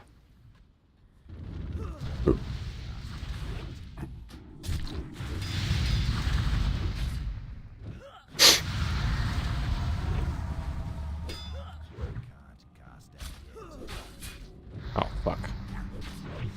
Focus this one, please. Blood Drinker's just gonna heal.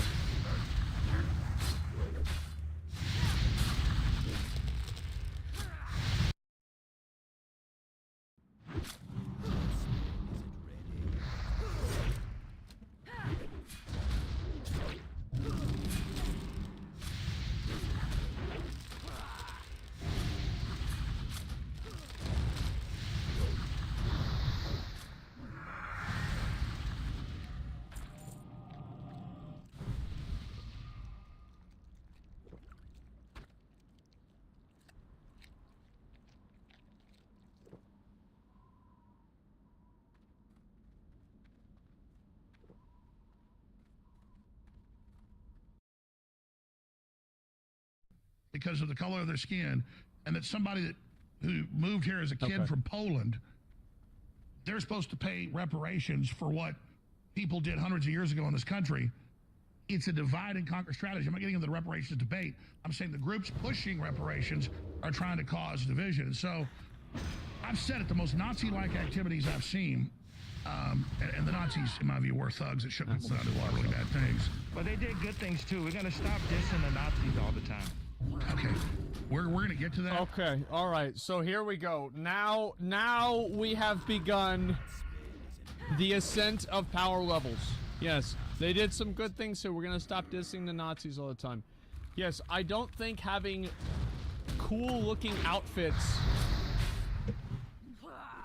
I don't know. I don't think that's a big deal. Okay. But yeah, that's all right. It's fine, I guess. I don't want to get digressed into this, but remember I told you a story about my grandfather growing up in the richest neighborhood in Dallas, and down the street was a famous German-American inventor. And he was a first-generation person. He would come here when he was a little kid on a ship, and he held a bunch of the patents on refrigeration and air conditioning. And my grandfather worked from the time he was about 8 years old, because he took him under his wing, in his little tinkering factory. But then he had factories in places like Detroit that they actually built the stuff. And my grandfather, the main reason he joined the Army Corps, he told me, he didn't tell me a lot about this, he just told me the story, was because he watched that man very quietly, once Hitler got power in the 30s, suck every dime out of him, or he would kill his relatives in Germany. And that guy was blonde-haired and blue-eyed, was as German as you could get, as Arnold Schwarzenegger, or as Teutonic as Germanic. What the fuck? And the point was, my grandfather saw that. So I understand you're opposed to other forces, but I don't think thinking other forces in history that are lionized. That's my personal experience of what my grandfather, Clyde William Hammond, told me. Does that make sense? Not totally to me, but and I'm not saying that to be disrespectful. I'm saying, like, it literally doesn't totally make sense to me. I'm following it, but I was just thinking about Satan, that whether it's the Zionists or Hitler, it's not the person, it's Satan using the people. Oh, I agree with that. Are controlled by demonic forces. Okay. But what I'm gonna say is the Jewish media has made us feel like the Nazis and Hitler have never offered anything of value to the world. Meanwhile, there's all of these things. I don't think that's really the case. It's just that that's not really what we're focusing on. You know what I mean? It's like Genghis Khan apparently did a good thing for global warming because he killed so many fucking people. It cooled down the earth. But we don't really think of him as an environmentalist, do we? No. Because that's like, that was not really the point. Things that are happening. Planned Parenthood is New World Order population eugenics that is happening to this date. I got some jokes here from Owen Benjamin that I want to read about Ben Shapiro. Hey, Candace Owens, unplug this robot before he runs his mouth. Guess what Ben Shapiro is? Does anybody want to take a wild guess at what Ben Shapiro is? That's right, he's a man. He's a man, I guess. Yeah, he's a man. What an interesting development. Shapiro's cardio is picking up shackles. Shapiro can tell how much change is in your pocket just from hearing a jingle. That's not a Ben Shapiro joke. That's a Jew joke. Let's call it what it is. That's a fucking Jew joke. 100%. Shapiro is just mad that Kyrie won't sign his basketball. That's just stupid. Back to you, Alex. Nick, you're sitting over there. You want to say something? Yeah, well, I bet he does. I agree with Ye. I think that Nick Fuentes has had a very tumultuous relationship with Ben Shapiro over the years. They don't like each other. When you look at what's going on today, so much of the political landscape happens in the shadow of... I would say of the three jokes, the second one about the change in the pocket, this is 100% a racist joke. The other two, it's racist? Like, it's maybe it's just like, somebody just talking shit about Ben Shapiro. But the change in the pocket, that's a Jew joke. Let's be real. World War II and the Nazis and Hitler. And I think it requires a little bit of an investigation, an examination of where those values come from. You know, people talk about Nazis and Hitler, but the United States had camps as well. The United States put the Japanese in internment. The United States inject. Well, we didn't kill them, and also, like, I feel like the Japanese internment camps, like, this is universally agreed on is, like, kind of a bad thing. Like, this was like, you know, that was kind of an L. Like, yeah, this was bad. Absolutely, it was fucking bad. Black people with syphilis. Yeah, and you. No, I totally agree. The United States has Instagram selling pornography. Y'all really nuked them? No, I'm not talking about. No, I'm gonna need that. that. Was in the war. I'm talking about Japanese Americans. That's what I was talking about. 2 nukes on civilian population was an out. Was Dresden a nuke? I think Dresden was just napalm, right? I don't remember.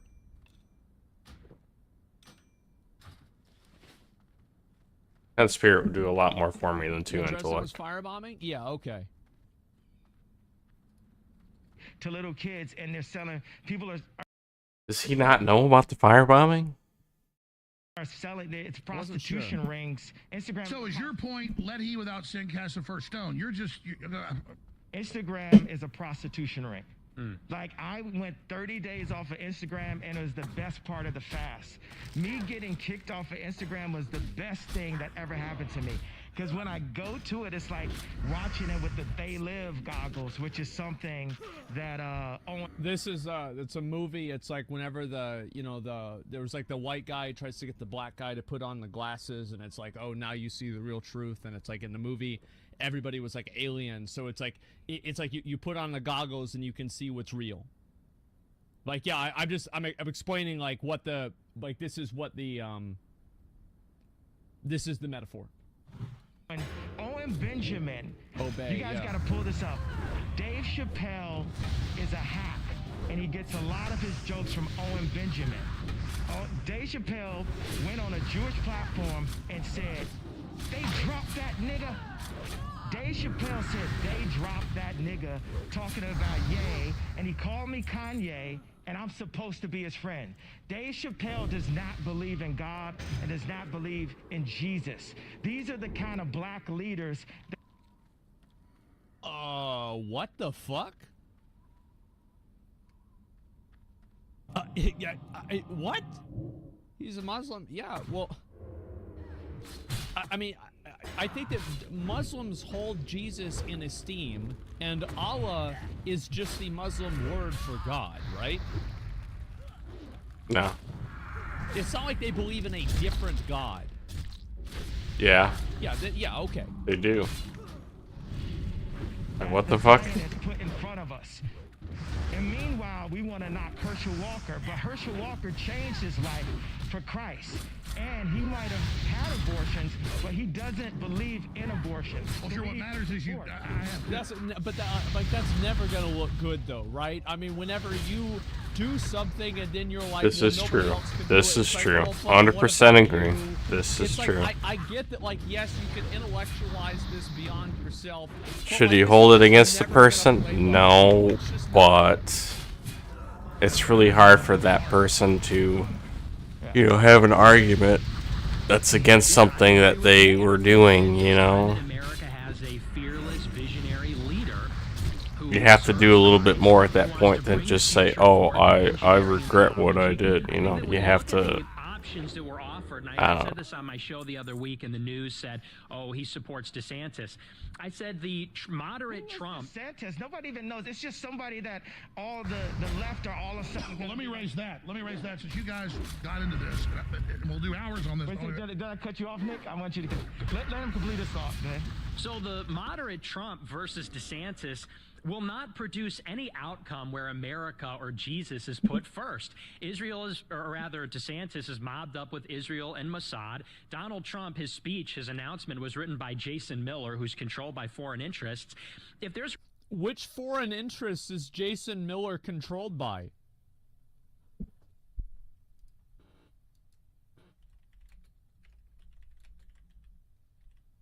Let's see.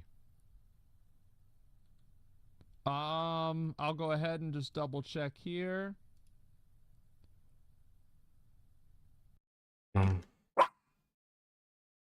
I'll be back.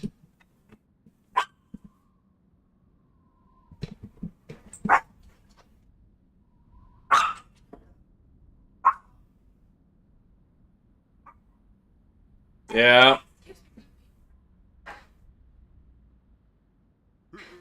Thank you.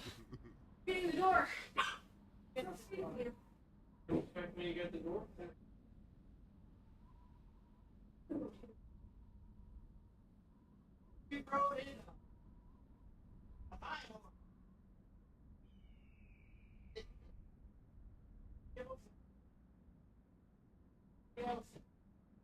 Got them throwing literally the whole town's crystals.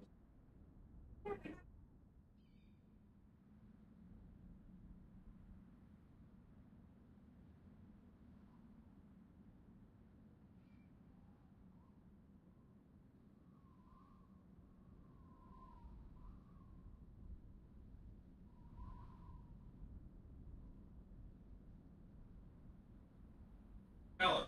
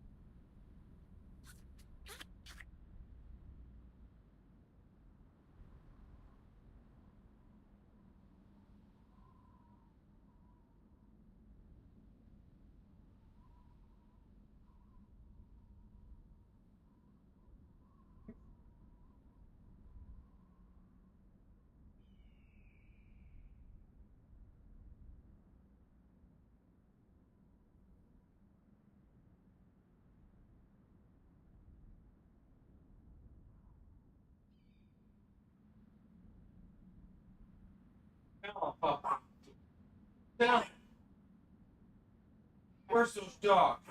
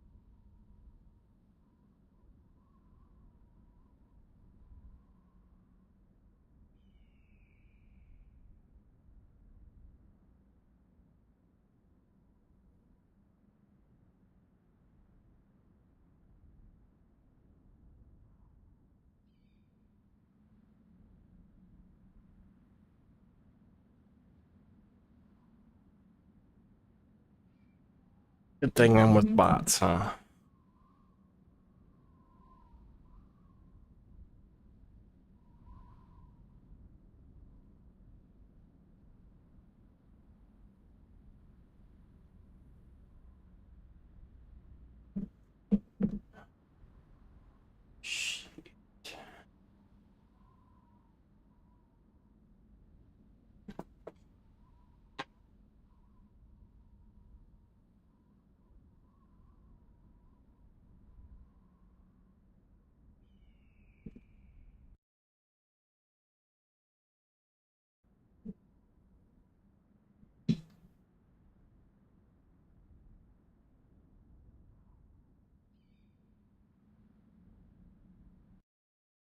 Anyways, I was. Okay, A little there's not scared. really a lot Scared about needs to this for die, me to actually. say. Yeah, I do not know.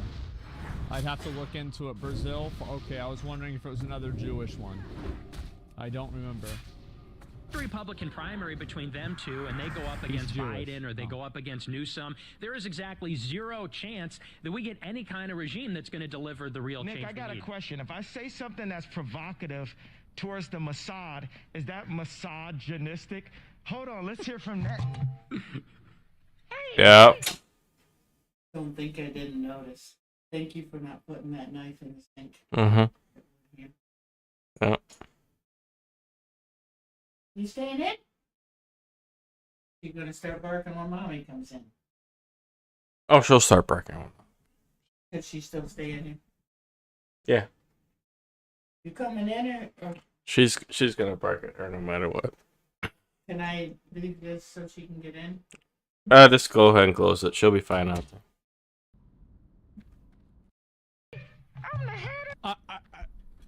Like, I don't even know what to say about this. I think that the thing is that I'm not doing what these Nick graves. Fuentes wants, and I maybe I'm misunderstanding. I what am he's gonna go in saying, this chest though. Is that he wants a theocratic Fuck him up. Christian state? Fuck him up. That seems very clearly that is what he wants. That's what he's going for. And because of that, why? Well, that's what. Well, I mean, he's a free American to want what he wants. That he is a free American to vote and have whatever political opinions he wants. Now, that's not necessarily what I would want to do. I'm not a fan of that. Catholic, yes, Catholic state. And but yeah, that's basically what he's saying. So he's saying like DeSantis or Trump, they're not going to make this happen. I'm gonna kill you and take your children away from you. Thanks a lot, Netton. Back to you, Alex. Please turn your phone microphone around, sir. I mean, I'm definitely overwhelmed here right now. Infowars.com, tomorrow's news today. Listen, all I'm trying to get Oh to my here God. is I believe every group should be able I to be switched his name to Netton. I dropped the Yahoo so we didn't have to. I was tired of picking up the Yahoo and the Netton, so for now he's just Netton. I know some people call him BB. No. And this is, again, I want to say, like, these are very clearly, these are the thoughts of a man in a sound mind. And I will say, once again, you are looking at the most free man in America. There is nothing holding him back. Nobody is saying that he's not the freest man in America. So you call him Yahoo, but we're gonna call him Netton. What you want, Netton? Hey, yay, right after this, I'm gonna say you're crazy. I'm gonna take your family away from you. We're not done with you yet. You cannot cause free thought. We have to control the history books, we have to control the banks, and we have to go and kill people. Also, we're in the pedophilia. If there's any question as to whether he really meant Jews was Zionists, controlling the history books, controlling the banks, Of course he did. So, I'm not denying that. Nobody should be denying that. Is this actually yay here? Are there non-Jews in control of that shit? Maybe. I don't know. To have a discussion about this, but I mean seriously, you have the globalists pushing a poison shot that's already killed 20 million people that they admit doesn't work. and then you're the bad guy for criticizing a group. What I'm saying is when the left said white people are inherently bad because they're white the last 6-7 years, they opened the gates up, so what do they expect? It's wrong, in my view, to say any group is inherently bad or has these traits or whatever. This is a good point. I actually do think this is a good point. Whenever you start categorizing people by a group and then assigning traits to them based off of that group, the only thing that will do is create more of that behavior. It doesn't matter who it is or what it is. Yes, this is a rare Alex W, I would say. Both the left and the right do that, though.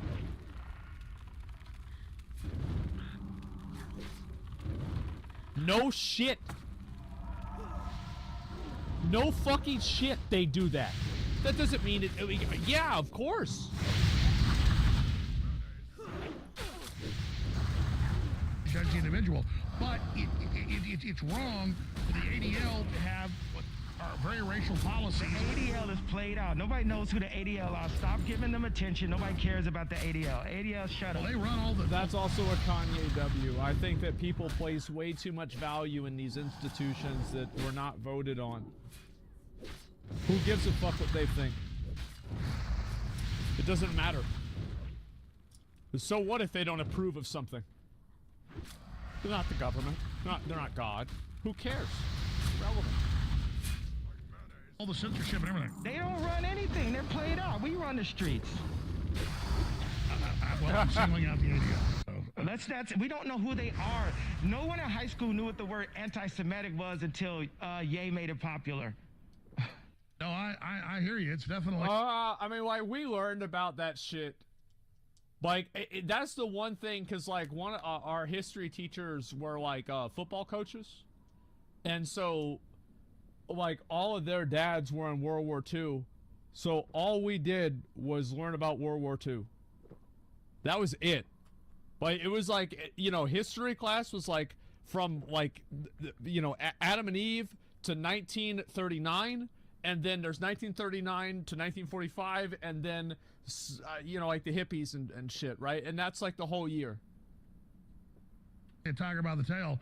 Nick, Texas you want to history comment too. here? Yeah, true. Remember the Alma. Yeah, I just want to jump in and say that, you know, I don't think Ye or I are saying that any group is particularly bad or the Jews as a group are bad, but there are... Oh, I don't know about that. I feel like that's... As a watcher of the show, that's the impression I get. Jewish practices that are based on Jewish law, and there is clearly some kind of a Jewish mafia. I'll give you a perfect example. It was Ari Emanuel of WME that called for a total boycott on Ye. Ari Emanuel's two brothers are Zeke Emanuel, who is the architect of Obamacare in the Obama White House, and his other brother is Rahm Emanuel, who is the chief of staff for Obama and the mayor of Chicago. Okay. Their father, Benjamin Emanuel, was part of the Irgun, which was a Zionist terrorist group in the 1940s. The definition of anti-Semitism, according to the State Department, is if you say Jews have any allegiance to Israel, it's anti-Semitic. If you say that Jews have any kind of conspiratorial influence in America, it's anti-Semitic. So we're supposed to believe that if Rahm picks up the phone and gets on a call with Zeke and Ari, and they talk about their jobs, which are running Hollywood and running the Obama White House, a conspiracy, if we acknowledge that happens, we're called anti-Semitic. But it's... Well, yeah, because they're doing that because they're brothers, not because they're Jews.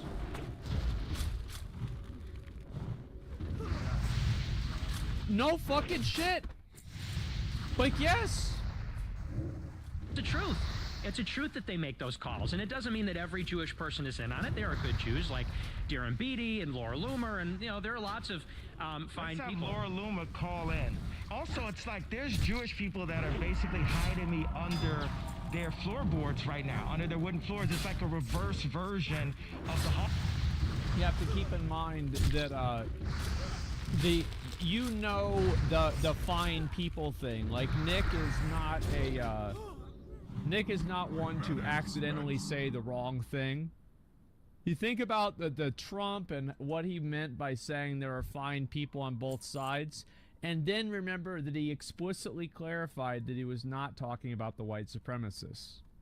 And then so, what do you think Nick Fuentes is explicitly not talking about? Holocaust, because there's Jewish people that saw. No, I'm not saying Nick is one of the good ones. I'm saying that Nick is very good with language. This is an undeniable fact. I think Nick is very good with language, and the way that he structures what he's saying is not accidental. How I was treated, and they're like, this is wrong. This guy just gave an opinion. I didn't cause any harm. I didn't harm anyone. All I said is, and I spelled it wrong because I was drinking alcohol, and we see the Bible says you can drink, but the king should not drink, right? And I shouldn't have been drinking. I shouldn't have said DEFCON. That was a $2 billion tweet, basically. I know. That's whenever he was saying he was going to go DEFCON 3 on the Jews. By the way, Kanye West said this. So about getting. Which, to be fair, I will say that this is, in my opinion, grounds for removal of his account. I think that is. I would not want a person saying they are going DEFCON 3 on white people. I think that would be grounds for removal. DEFCON 3 on black people or anything. Like, yeah, this is like, I feel like this is a call to violence. Dude, I hear you. So let's expand. Yeah, that's also drinking. So let's expand on this. What you say is what I'm trying to say. You didn't kill anybody. You're simply here saying this, and you're being demonized and attacked, and you're saying that is hypocritical. But that's what I'm trying to tell you. George Soros admits he went around rounding up Jews who thought they were being protected, stole their money, and sent them to Nazis. What my point is that that's what the left does. They hide behind black people, they hide behind Jews, they hide behind groups, and they use racial politics to control. And so I think that's the most important thing, is to understand that we can all come together under Christ. Also, they blackmail. Okay, go ahead about the Christ thing. I want to hear this. No, we can just. It's sad because it's like Alex Jones is trying to push the idea that, like, yes, people, absolutely, racial politics are, in I think most cases, bad. I don't think that they are productive. I think that they cause more harm than good. I think this is true, but the truth is that I don't think that Alex Jones is surrounded by like-minded people in that regard. I'm just saying, I mean, I don't hate anybody because of their religion or their background. And there's great people from every organization. And I think George Soros can come to Christ. It is a possibility that he can convert and come to Christ. I'm sure that will happen. Would you meet with George Soros if he wanted to meet with you? Absolutely. I would meet with anyone. That's the whole thing. Laura, we're live. What's up? This is Laura Loomer. This is, I mean, that's nice of him to say that, right? Because at least it means that he's open. And this is what I was saying before, that I think that Kanye West, in his mind, this is where I think his, this is where I think his mind is going, is that he has to see the good in everybody, and he can't see anybody as an evil person or a bad person, because that's not what Christ would do. And because that's not what Christ would do, and ye is Jesus, only one letter off, that's also what he can't do. That's what I think is going on in his head. I don't know this. I'm just trying to understand it. I'm watching live. I saw you just said that you wanted me to call in, so I'm calling in. Well, how did turn it so she can't. So you can't see your fucking number. She had some concerns about Milo running my campaign. No, that's great. So here's the deal. We've got Laura Loomer's number. Can we call? So you can't see her in his head. I don't know this. I'm just trying to understand it. You're seeing something I didn't notice? I'm watching live. I saw you just said that you wanted me to call in, so I'm calling in. Well, how did she turn have it your number? So you can't see your fucking number. Because she had some concerns about Milo running my campaign. No, that's great. So here's the deal. We've got Laura Loomer's number. Can we call her on Skype or Zoom? Can we actually put her on the show? Alex at this point is realizing, he's like, okay, Kanye is gonna fucking force this girl on the show. Can we at least do it with good audio? All right. If you're gonna fucking force this thing in, fine, okay. Let's do it with good audio though, because this doesn't sound good. Laura, you're on via speakerphone. Can you come on via Skype or via phone right now? Yeah, I can't do video right now, but I could do audio. I texted your producer.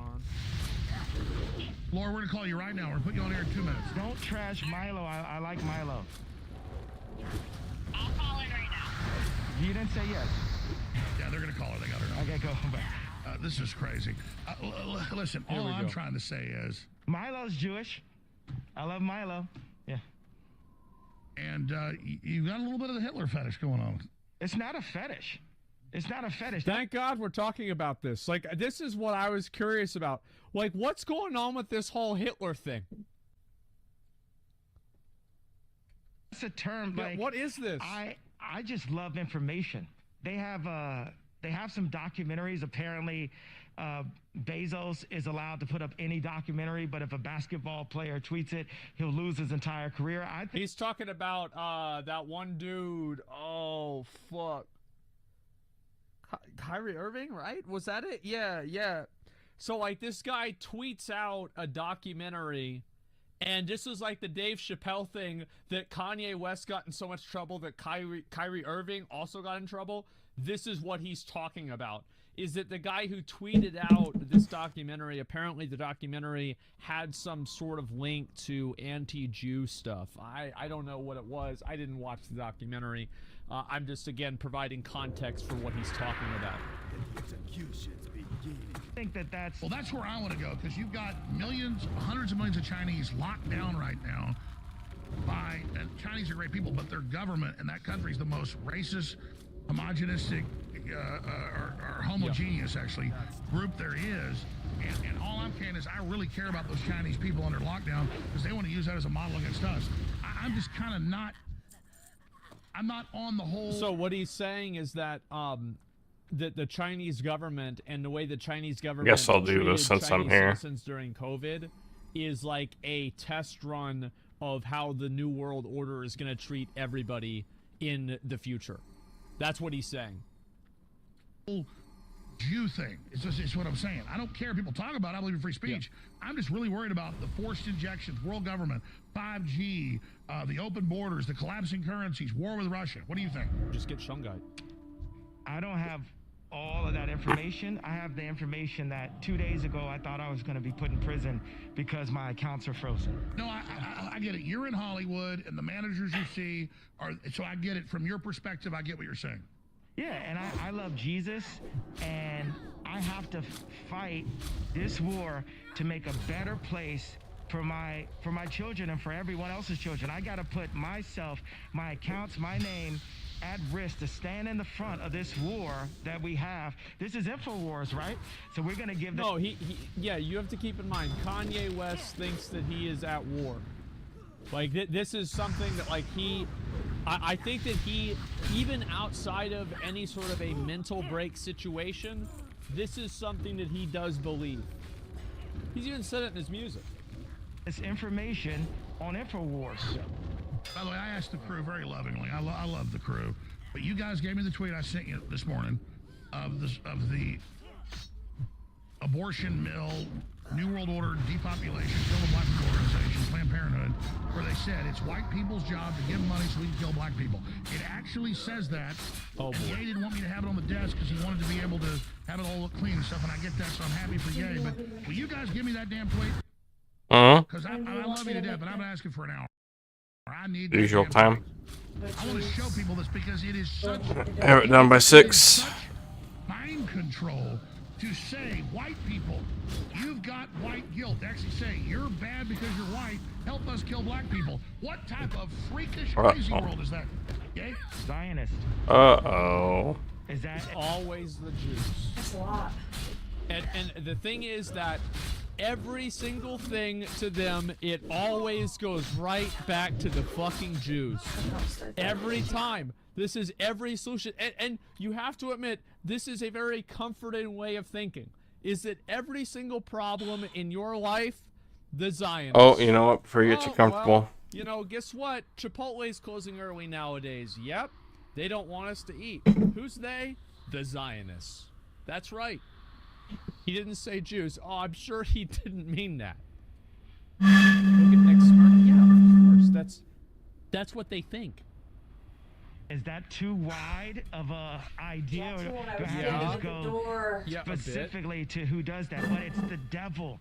It's the devil. We all, like Grandma used to say, we all need Jesus Christ. And where I'm at, this position where God is he's using me as a vessel. Well, the shiner cock's Everyone fine. always knew that I was special, but now I get to be a vessel, and I feel. Guys, this is what I've been saying. Like, I told y'all this is coming.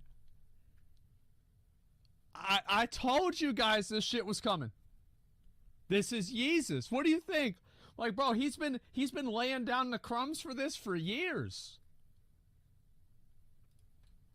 Feel so, I'd like to go into a prayer. It's a prayer that my cousin wrote. Oh, God. Now, this prayer it's pretty long, so anything else? Please don't cut me off. Oh, no. This prayer. I'm not. Go ahead.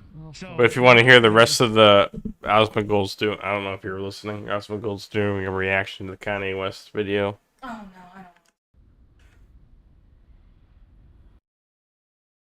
I don't. Osmond's not doing too bad. He's not doing too bad. He was like a retard once or twice, but it's not overboard. Like, oh my gosh, I need to. You say a prayer, and then I said my prayer. Oh, the only thing that he did do, actually, this really is the only thing. The only thing that he did do was that he said he didn't really think George Soros did anything wrong. And then once they played the video, they're like, oh, who gives a fuck about it? Instead of just saying, oh, I was wrong. You know, typical man things.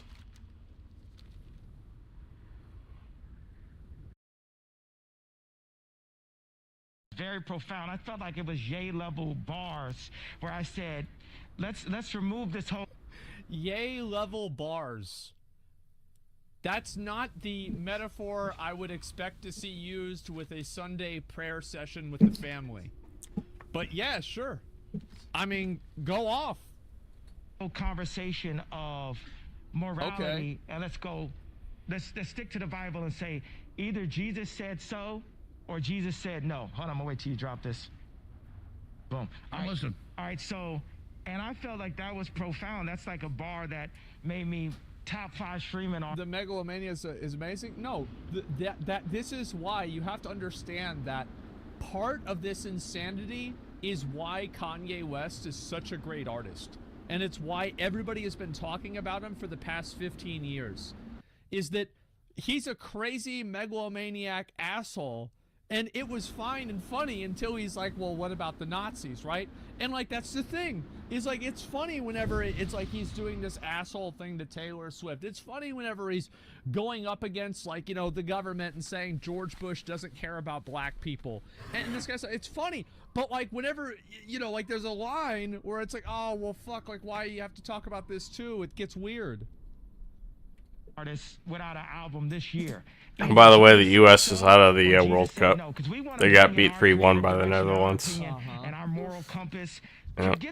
They made it. It was 2-0. Then they got 1 goal, and I started watching, and then Netherlands put the final nail in the coffin. The red letters in the Bible, by the way, are the words that Jesus said, which were, by the way, transcribed like 80 fucking years after he died.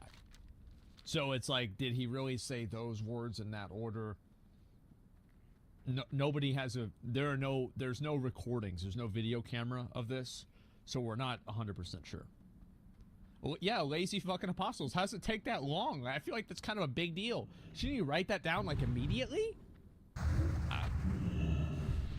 So I said this, and then I had an idea. Let's stop hoping.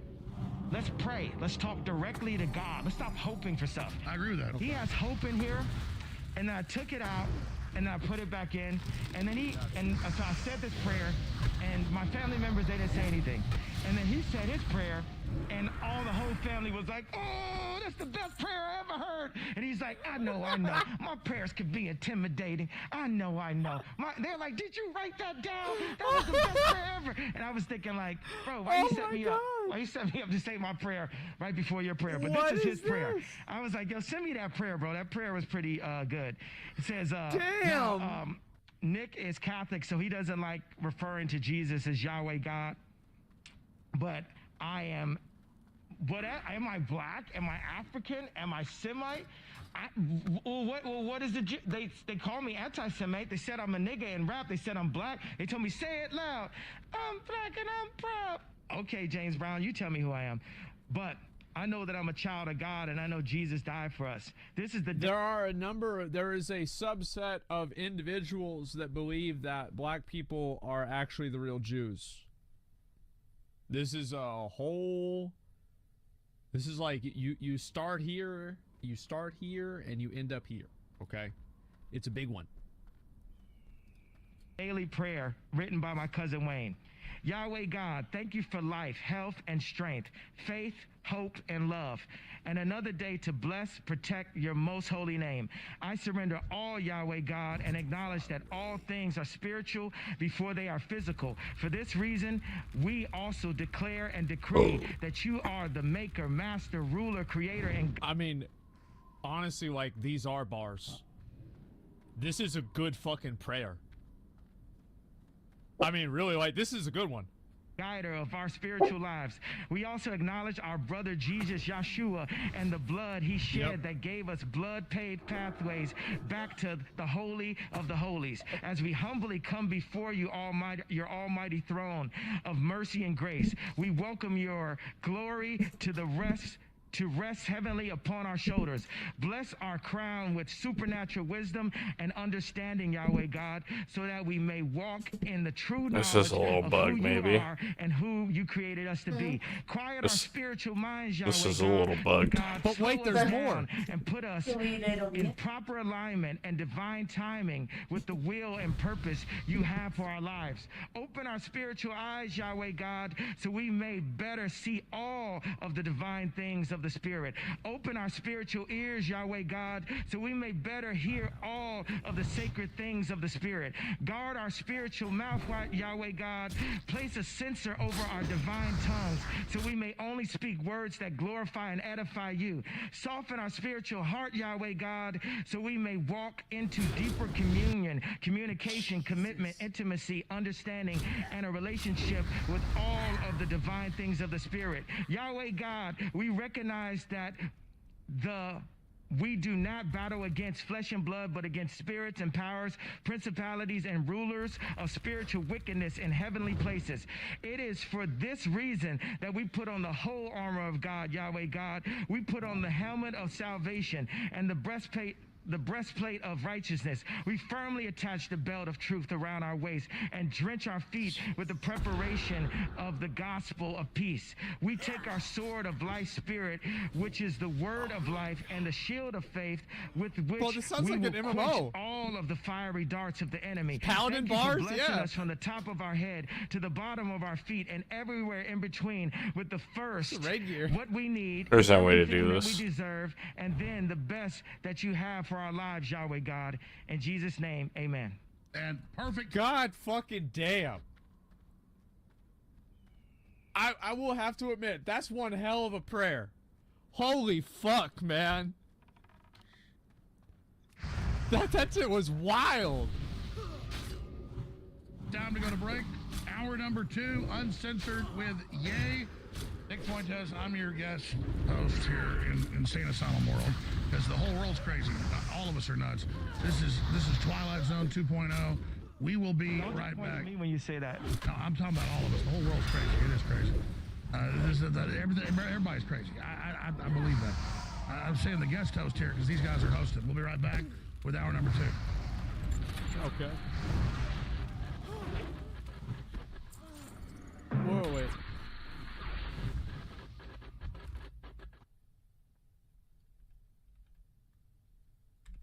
Can I do this?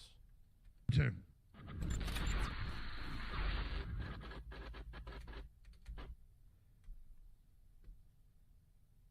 You think I didn't see that?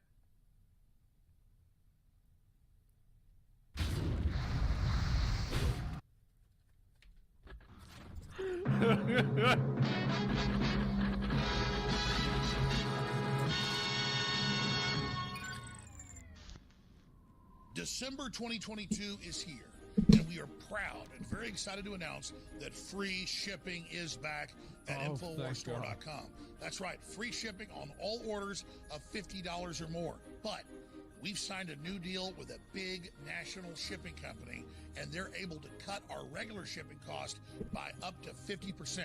So that means even on orders that are below $50, you're going to be paying way lower than you were previously. This is a game changer. We're so excited about it. Our listeners had really asked for free shipping again. We couldn't afford it before. What happened to Super Male Vitality? Like, you've got Brain Force. You got, I mean, I know this doesn't say Super Male Vitality. Vitamin Mineral Fusion, Multivitamin, DNA Forest, Vaso Bead. Whatever happened to Super Male Vitality, bro? Like, that's the whole meme.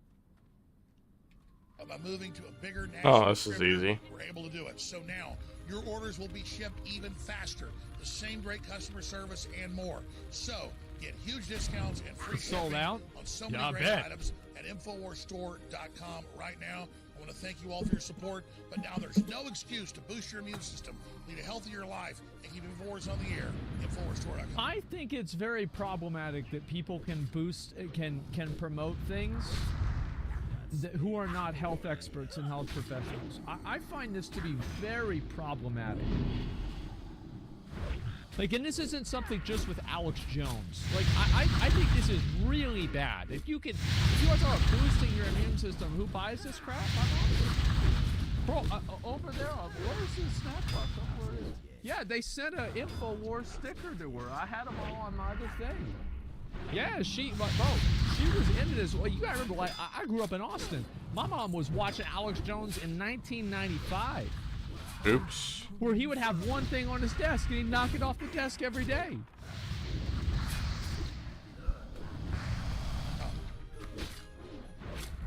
The young generation, like Prime Minister Trudeau, half of this cabinet are actually young. Remember what I say about fucking, you know, like a bridge builder? You build 100 bridges, you suck one dick, you're not a bridge builder, you're a dick sucker. I feel like no matter what this dude ever does, nobody's ever gonna forget the fact that he was wearing blackface. I really feel like that's all there is to it. Yeah, every time I see him, that's the only thing I think of. I'll be right back.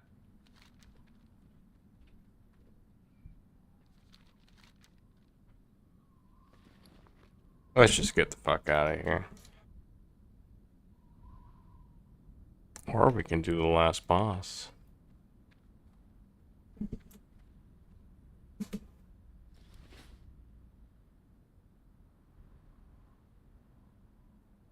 I'm gonna do the last boss.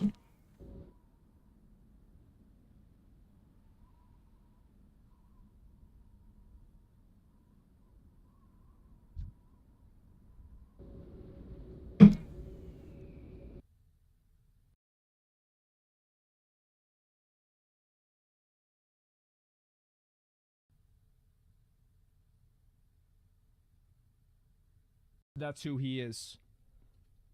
Yeah, this guy is right now one of the top dogs in the New World Order. Leaders of the world economy form. So that we penetrate the cabinets. Everything we discuss is then leaked to the paper. That's not appropriate. And that's not how the way the conversation was conducted.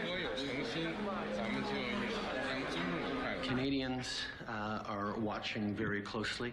Obviously, everyone in China should be allowed to express themselves, should be allowed to share their perspectives, and indeed. She probably posted a meme about Winnie the Pooh. Protest. We're going to continue to ensure that Yep. China maybe will not. stand up for human rights. We'll stand with people who are expressing themselves. We also need to make sure that China and places around the world are respecting journalists and their ability to do their job. There's a level of admiration I actually have for China. Yeah. Because their basic dictatorship All right, we're gonna is try one allowing more. them to actually turn their economy around on a dime and say we need to go green as fast as we need to start investing in solar. I mean, there is a flexibility that I know Stephen Harper must dream about of having a dictatorship that he could do everything he wanted. Stephen Harper is the previous Prime Minister of Canada before this guy, right? I'm pretty sure. That I find quite interesting. Yeah. Regardless of the fact that we are attacking. And nobody liked him. They disliked him so much they got this guy. your fundamental rights or limiting your fundamental rights, and the Charter says that wrong, we're still going to go ahead and do it. The small fringe minority of people who are on their way to Ottawa or who are holding unacceptable views that they're expressing do not represent the views of Canadians. I do not give a fuck what happens in Canada. I'm going to be totally honest. You don't have the same freedom of speech over in Canada. This is not my problem. This is not my country. This is not my responsibility. I don't live here. It's not my issue. Who have been there I don't give for a each fuck. other, who know that following the science and stepping up to protect each other is the best way to continue to ensure our freedoms, our rights, our values as a country. We are not intimidated by those who hurl insults and abuse at small business workers skip ahead. Holy fuck. and steal food from the homeless. We won't give in to those who fly racist flags. We won't cave to those who engage in vandalism or dishonor the memory of our veterans. So to those responsible for this behavior, it needs to stop. The Emergencies Act will be used across service bend and Kind of a cool guy. without a court order. I just got so tired of that. Like, I just don't give a fuck. And guys, by the way, it's not that I don't care about Canada. It's that I don't live there. I don't understand your problems. I don't understand your law. I don't understand your culture. And I respect you enough to not make my own judgments about it. That's what I really mean whenever I say I don't care. No, I mean, I thought he was kind of a cool guy. And I started to read what he said. This is a couple of weeks ago. Or maybe this is September, but he was talking about people who are not vaccinated. Oh, God. He said they don't believe in science. They're often misogynistic, often racist. No, they're not. That was not smart of him at all. Right. He said it's obviously stupid. Can we just move past this? Who cares? There's a new avenue for those who would like to censor what you say and think, and that's corporations. The left have wised up to this. If you want to stop someone from telling the truth, use companies to do it, the social media giants, and they are. For many on the left, the view seems to have become that if you can't beat them, prevent them from speaking. So far, the most prominent casualty of the crusade against free expression has been the radio show host Alex Jones. There is a concerted effort by the Democratic Party and multinational corporations and big tech to silence conservative and nationalist and populist voices. There's also guys on CNN that spend their whole day calling Facebook and saying, can you ban this person? He may be America's best-known conspiracy theorist, but this week, Alex Jones's content will be a little harder to find. Shame on the mainstream corporate media for not defending the First Amendment, but instead attack-dogging, calling for federal regulators to shut down independent free press, working with big tech. People know what's true. They can smell it. InfoWars, the most banned network in the world. The meeting with Trump, they're now using it against... This is a good technique whenever you're dealing with crazy people that are insistent on something, is you tell them that you'll be able to, that it'll happen in a little while to make them happy, that it will happen, and then assume that they'll forget about it. Yeah, it's very, very convenient. I do this with people all the time. Trump, they're misrepresenting who Nick is, and I think that's fair to say, and they're lying about you, and they're trying to make it the new reason that DeSantis should be the 2024 front runner. And I like DeSantis in many ways, but I don't like who he's aligning with, all these big donors, and him playing along with this. It's very troubling. So tell us about the meeting and what really happened there. Nick, you have the minutes on it. That's right. So it's where to begin. Well, I want to set the record straight first of all, because there was a big piece in NBC the other day written by Mark Caputo with a lot of lies about the dinner. And I don't know if people... Apparently, Donald Trump had dinner with Kanye West, and Kanye brought Nick Fuentes. Donald Trump claims to not know who Nick Fuentes is. Kanye West said that Donald Trump was impressed by Nick Fuentes. And Sneeko, I don't think was there. And Milo Yiannopoulos. I don't know how to say his last name. It's a Greek long name. I'm not sure. Hopefully I said it the right way. He was a journalist. This guy was like really popular in like 2016. He goes on Bill Maher, and then his popularity is like at a crescendo, and then people find out that he said like weird stuff about like like getting young boys or like young guys involved with like gay experiences, and it pretty much just canceled them. So like that's who Milo is. Or misquoted, or if bad quotes were given, but people are being led to believe that this was somehow a setup or an ambush to make the president look bad. That's not true. Ye loves Trump. I love Trump. We came to the dinner to have a discussion with him about the 2024 race. Ye had a proposition for him. And so a lot of it was really put together in the last minute. I didn't even really know until I was at Mar-a-Lago whether or not we would be at the dinner. It was something that Ye and I discussed on the flight there. And apparently, I think Kanye make it 5. That I'm hungry. He went there to ask Donald Trump to be his vice president whenever he ran. What? Don't look at me like that. In 2024, which that is such a big dick move. So that's what Nick is probably referring to as his proposal. Yes, it asked him to be his vice president. Can you turn that fucking You shit down? can't make this shit up, man. Oh my god. And like different the thing is, videos, this is mister. exactly Well, you need to maintain a level of sanity with your volume used to there. be the president and ask them to be his vice president. Your volume can't act like you're That's what fucking it is. bipolar disorder, okay? Yeah, he doesn't give a fuck. On the car ride over. So I just want to get that cleared up straight away because I think Ye and I both believe that Trump is a great option. It really just comes down to Trump and Ye for the most part. But them trying to premeditatedly claim it was some secret meeting and he knew he was meeting with you, that's not true. No, yeah, and it was surprising because we had this conversation. This is interesting that Nick Fuentes says that Trump didn't know he was meeting with him, but I guess you could also say that not knowing that he was meeting with him is not exclusionary towards being impressed by him. So this is an interesting development. The day before we flew out, we were in LA on that Monday, and I was told it may not even be possible for you to get into Mar-a-Lago. They said because there's Why am I only doing that much damage? There's a guest list and you have to be on it, and there's a security list and all these things. So I was told that I may not even be able to get through. Well, we pulled up to the club. Mar-a-Lago, by the way, for anybody who's not dumb enough, who's smart enough to not pay attention to American politics, this is like Trump's FC. It's like his guild house. Checked out Ye, they checked out Karen's ID and information. We drove up, we walked in, we sat down in the lobby. The president came out of the dining room, and that was that. He invited Ye to dinner. Oh, rest sickness, that's why. But one of them said, well, we want to bring Jamar, Karen, and Nick into the dining room. And so we came in. This is funny. Well, we took some pictures. Ye sort of lit up the whole room. Everybody wanted to get a picture with him. We sat down at the table. I can't kill her because I have rest sickness. She can't kill me because I'm 44 and she's 28. She talked about the HBCUs, the opportunity zones, things like that. And then it turned out that historically black.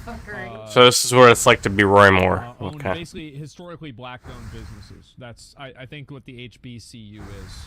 I don't remember. Oh, colleges, colleges. Sorry, not businesses. Excuse me, I was wrong about that. That Ye had accidentally sent a text message to a lawyer that both Trump and Ye share, and forwarded him some intel that Karen gave to us about how we were going to handle the Trump meeting and how to read his body language and the kinds of things that maybe we should avoid or things we might want to say. And so before, like the dudes, like they're sending him like, what is these like? It's like how to do the boss. Yeah, he's some like kind of a boss that they have to fucking figure out how to beat him. For the dinner, Ye accidentally forwarded that to a lawyer who then in the middle of the dinner apparently called Trump to say, hey, Karen Giorno's involved. This is a setup. You guys are being set up right now. It was really just based on a misunderstanding. And after that call, Well, who's this lawyer? Do you mind if I say the name? Yes. It's Yes, you mind? Or? No, I don't. Okay, it's Nick Gravante. So he was texting I me. don't mind. I don't mind any names. I think that's the general. Just let him finish the entire story. So, because we pulled up in the car and Ye said, "Here, I'll forward you these notes." So he forwarded it to me, and I said, "Hey, I didn't get the text."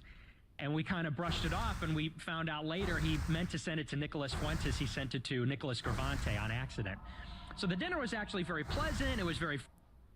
Oh, I know what lawyer this is. I think this is the same lawyer that Alex Jones used in his case. Yeah. Yeah, we know this guy. Friendly. Ye picked out a song to play. He put on Say You Will off of 808s. And then Trump said, "Oh, I don't know, let's put on one of your hits." So he put on Stronger. It was very congenial. Well, then in the middle of the dinner, Trump gets this call because Nick Gravante apparently sent the text to one of Trump's guys or somebody. Somebody called Trump and said Karen is giving Ye intel because Karen worked for Trump. She ran the state of Florida during the Republican primary in 2016. And so he got the heads up. They thought it was some big ambush. So he gets off the phone and the tone totally flipped. And he starts telling Ye these stories about how some of his black constituents had betrayed him. He told the story about how he got ASAP Rocky out of jail. He told the story about how he got the NBA basketball players out of the Chinese jail. And the moral of the story was, if you go against me, if you're disloyal to me, I'll crush you. That was kind of the subtext of the story. Fucking Trump, man. What do you expect? Trump's like the fucking godfather? Well, the thing is, he did get ASAP Rocky out of jail. And he did get those guys out of the Chinese jail. The thing is, it happened. From Trump. He said that Kim Kardashian, he said some nasty things about her because she endorsed Joe Biden after Trump released, what is it, Alice Johnson. Alice Johnson from prison. He commuted her sentence and then gave her a pardon, so he felt betrayed by that. And then this is somebody who Kim Kardashian was trying to get Trump to let her out of jail, and he did. And Ye made the proposition and said, "Hey, I'd like you to be my running mate in 2024."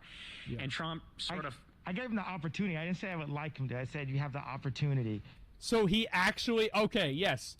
Kanye West goes to Trump's garrison, Trump's FC, his guild hall, and he invites Trump to be his vice president. The audacity, I love it. It's so good. And this is right after Trump just threatens indirectly to make sure that one of these guys goes to like a Chinese jail or something. It's like, these are real people. This isn't like a movie. Like, this couldn't be a movie because the script, like, nobody would accept the script. Like, this is just so fake and ridiculous. Nobody's going to believe it. Right, yes. My running mate in 2024. Yes. And, would he wear a mask as well, though? I think it would look cool. I do think it looks cool. So he sat back and folded his arms and he kind of smirked and he sort of dismissed it, but then he got a little bit heated and he said, "You can't win, you'll never win, don't run, you can win at a lot of things, but you can't win at this." And then he turned to me and Karen and said, "You guys are smart, I know you work for him, but don't lie to him, tell him he can't win." And, you know, I love Trump and I love Ye, and so I'm looking at Trump and then I'm looking at Ye, and I'm looking at Trump, and Ye, he's telling me. It's an awkward situation. They say you're a white supremacist. Are you a white supremacist? No, not at all. Well, spend some time on that. Yeah, you know, I'm a Catholic. That's a good thing for Don. That's a good interview question. Spend some time on that. I like that. I'm Christian, and so I believe that I know that sounds white supremacist right there. I think that, like, my assumption is that Nick Fuentes is not necessarily a white supremacist. He is more like a Christian state supremacist, if that makes sense, right? Whatever you want to call that. That's what it seems like to me. But it's an act. Go ahead. Yeah. Well, I believe that we're all children of God, and so I think that is he an ethno-state guy? I don't know if he is. I've never seen any, and that's the question. I'm not saying I don't know, as if like I don't think that's true. I genuinely have never seen any data or interviews about that. Well, link me something.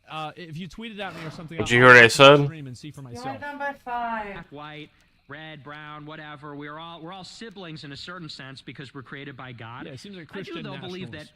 there are races. There are black people. There are white people. There are Hispanics. Yes. Okay. And these differences mean something to people. They mean things to each other. That doesn't mean that we can't get along. That doesn't mean. But the left's saying it's bad to even have a culture. They're saying none of us can say I'm this or I'm that. Right. They want to melt us all down. That's what globalization is. They want to globalize the government, the economy, and the population. They want a global government. They want to globalize the economy through free trade. With no culture. Exactly. And the population through immigration. And they want to make it so that in 50, 100 years, there are no distinct nations. There's no distinct peoples. So nobody can stand up. And this is and you remember, like, Alex Jones just did his book, The Great Reset, okay? So, like, this is, like, Nick Fuentes knows... What he just did there is, as I said, slippery Nick. Okay, he's very good at this. He obviously was asked to talk a lot about, like, his opinions and his feelings about, like, being a white supremacist or something like this. And he shifted over towards something that is like global government because he knows that it will distract Alex Jones from the original question. This was clever. Dumb. Right, just a slave class, undifferentiated. That's what they want. This is the future president you're talking to right now. Is Nick your running mate? He's not old enough. Yeah, Nick, how old are you? I'm 24. Yeah, that's what I thought. Maybe in a few cycles. And Trump loved Nick. He looked at me and said, "Where did you find this kid?" He had no idea until, what's the guy that wrote the speech that you didn't like? Jason Miller. Jason Miller lied afterwards after they found out who you were. And what did Jason say in the press to start off? Because it started to be like a series of lie after lie after lie and fake. It wasn't a tweet. It was a truth social after truth social after truth social. So give them So basically a tweet. Yeah, I got it. the rundown on that. Yeah, so initially, we didn't publish anything about the dinner. Okay. It was rumored that Ye went to dinner with Trump. Then it was rumored that I was at the dinner because I walked through the airport in Miami. Then there was a statement from Jason Miller, who spoke as a representative for Trump, and he said, well, Nick Fuentes was not at the dinner. And it was only at that point, which was a lie, it was only at that point when we began to... Alright, I think I have the shit.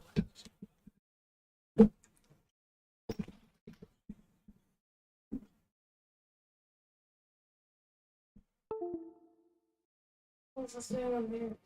I don't know. I found it on the floor. Oh, I need to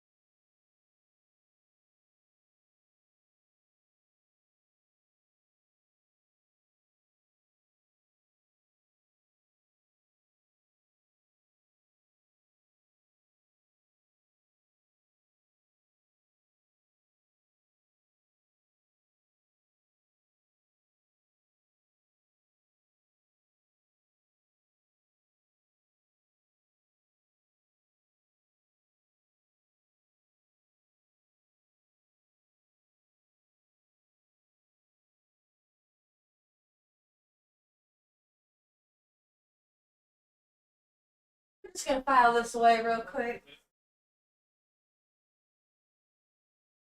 The value plan, I'll have to look into how to change.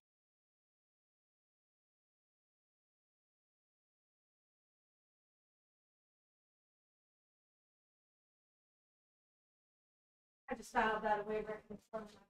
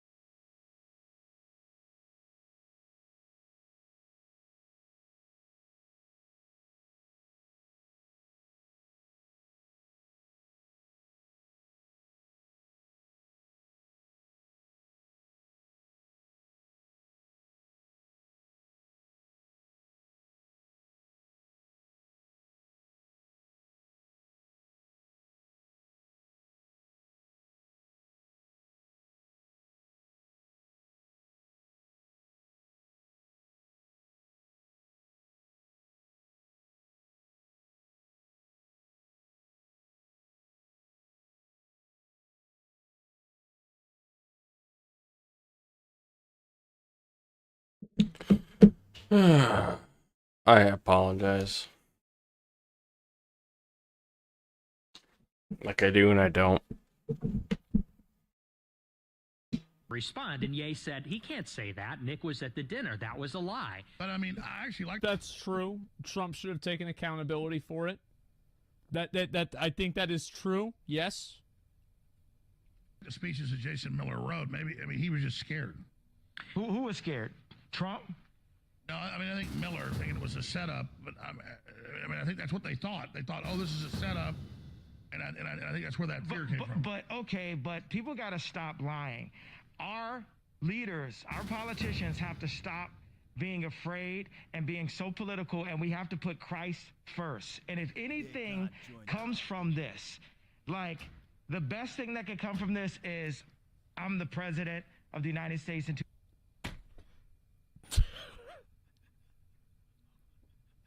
I mean, like, for example, Christ first. Miami. Then there was a statement from Hold Jason on, Miller, let me re-listen to that for again. Trump, and he said, well, Nick Fuentes was not at the dinner. And it was only at that point, which was a lie, it was only at that point when we began to respond, and Ye said, he can't say that. Nick was at the dinner. That was a lie. But I mean, I actually like that's true. Trump should have taken accountability for it. That I think that is true. Yes. the speeches that Jason Miller wrote. Maybe, I mean, he was just scared.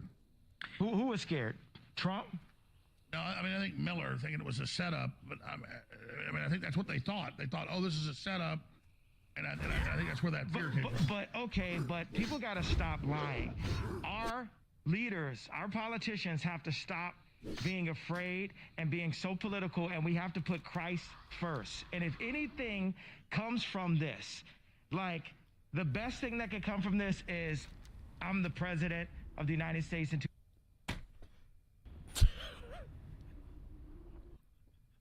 I mean, like, for example, like, one of the best thing that could come from this is that I'm the president. Like, that could, like, yeah. I mean, look, that's one way to look at it. Yeah, sure. He just says it, yeah. 2024.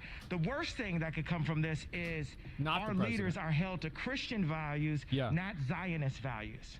Now, let's talk about the difference of Trump's Truth Social. Well, I'd like to hear the difference between Christian values versus Zionist values. I think that these are the questions that I hope Alex Jones asks more of, because these are usually, it's the same thing as whenever people talk about like black values versus like white values. These are usually just dog whistles for people to fill in their own prejudices inside of.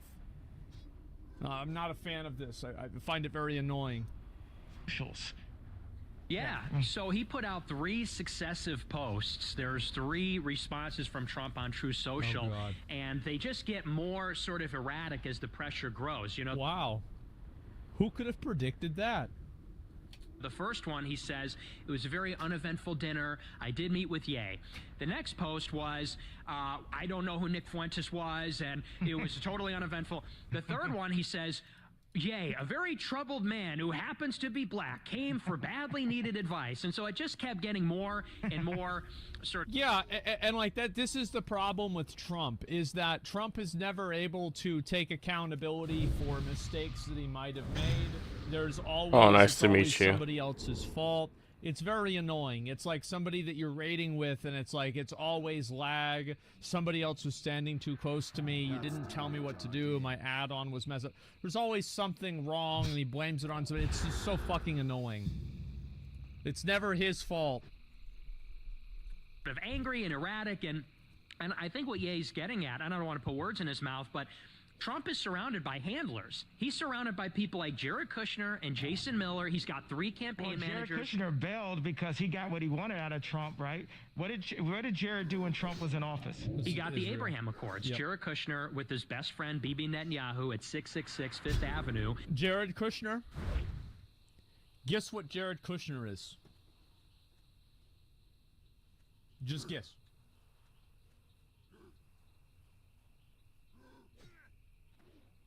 His son-in-law? No. Wrong. More important than that. That's right. A Jew. There it is. Another Jew. By the way, I know you guys are mentioning the Ashes of Creation live stream. I do plan on watching that. There is a lot of content for me to go over. As I've said before, my plan is to be streaming every single day unless I'm not able to. The odds are I will probably cover it tomorrow. And we will be doing half of this interview today, half of it tomorrow. So that's what the plan is. I just want to make sure you guys we're all on the same page here, okay? Every day unless I don't want to. Yes, I'm not going to force myself to it. But I'm not waking up with an alarm clock anymore, and it's actually substantially improved my streaming experience. They brokered the Abraham Accords, which opened up investment from the Gulf states into Israel. What did Netanyahu have to say about it exactly? Netanyahu loves it, of course, because this. But let's expand on that. Love Jerry. Hey, this is Ned. Okay. No, keep going. My point is that it's fair, though, for Trump that it is a political attack to claim that he endorses or represents even the views they claim you hold that you don't hold. So clearly, you can see how the media is using you guys. Oh, they're clearly using Nick Fuentes, and they are... I think that it is not unreasonable to assume that they are using Nick Fuentes and misrepresenting what he's saying, or even not, as if Trump is like hand in hand with him. Because it plays into their narrative of Trump being a white supremacist or a dog whistler or something like that. As an attack on Trump. They're using us to try to put this guy we've never heard of, DeSantis, in office. Like... I feel like hearing about Trump being a reality TV star isn't really not... that's not really that great of an argument. Yeah, that one's... Yeah, DeSantis is very well known. Yes.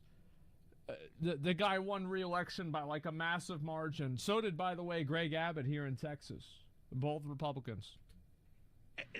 DeSantis is going to play by the book. The thing about Trump is this guy is one of the best presidents we have. He's top 5 presidents. He's right. Yeah, I don't know about that. Somebody says Nick Fuentes doesn't mean to be represented. Have you heard what his Holocaust denial clip? Guys, he wasn't denying Holocaust. He was denying cookies, okay? It's totally different. Why are you trying to put words in his mouth?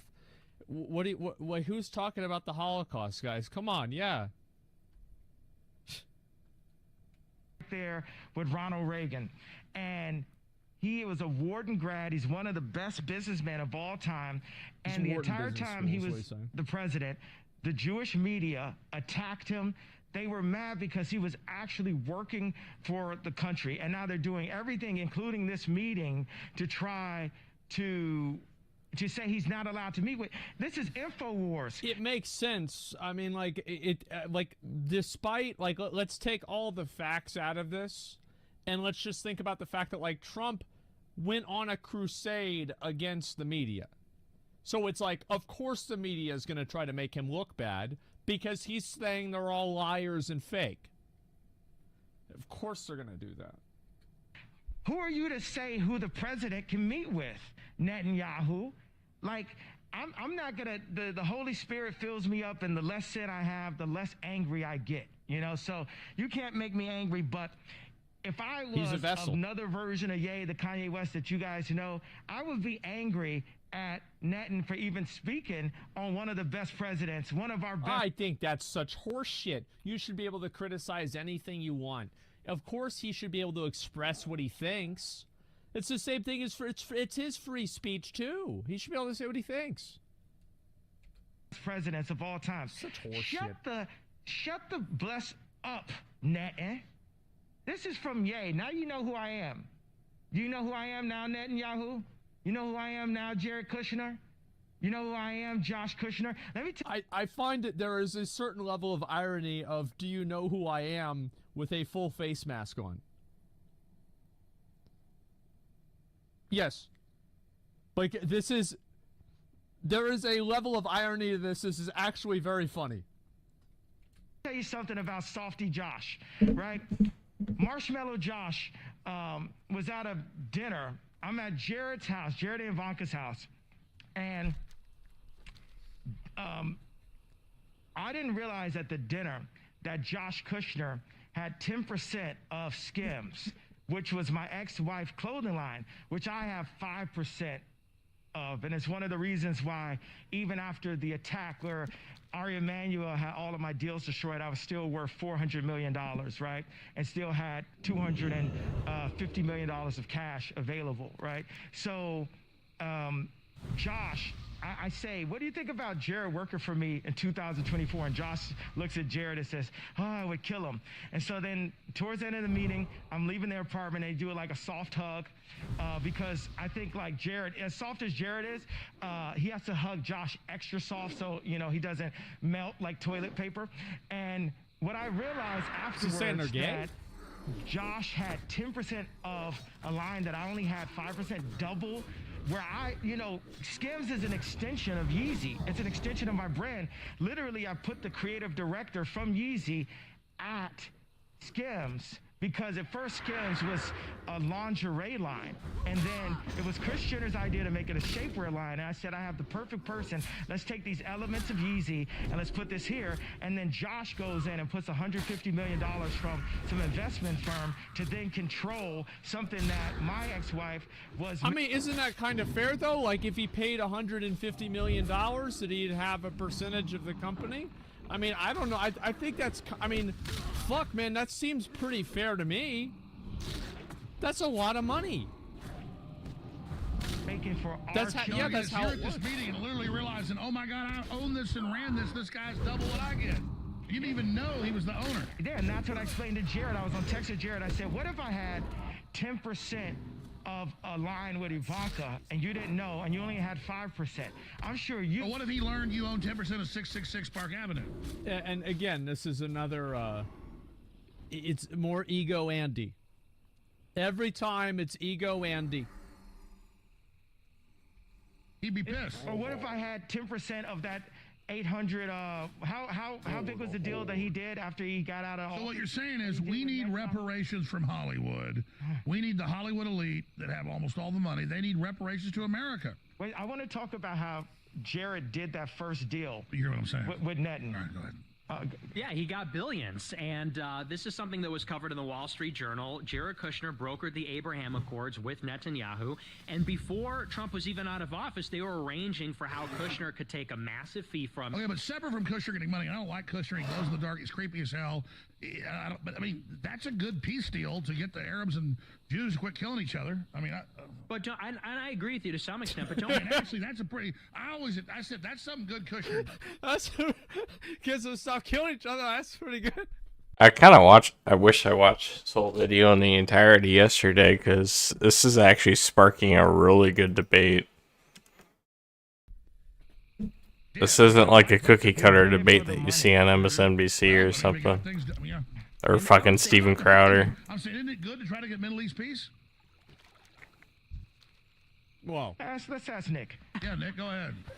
Because it's again like you can see obviously like with Kanye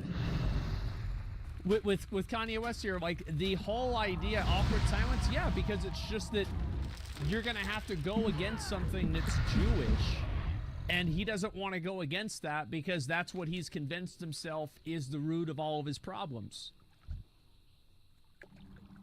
If you want Middle East peace, you have to go to Israel, because Israel is the one who has been bombing Syria. Israel's the one that's... And they got 200 nuclear weapons. They ain't going nowhere. Exactly, and that's why they killed JFK and RFK, was because of they were trying to get their WMD program off the ground. Operation Apollo. It was Jack Kennedy that wanted IAEA inspectors looking in. He just sneaks that one in. He's just, yeah, so that's why they killed the, JFK. Yep, and so anyway, yep, just sneaks that one in. Keep going. To it.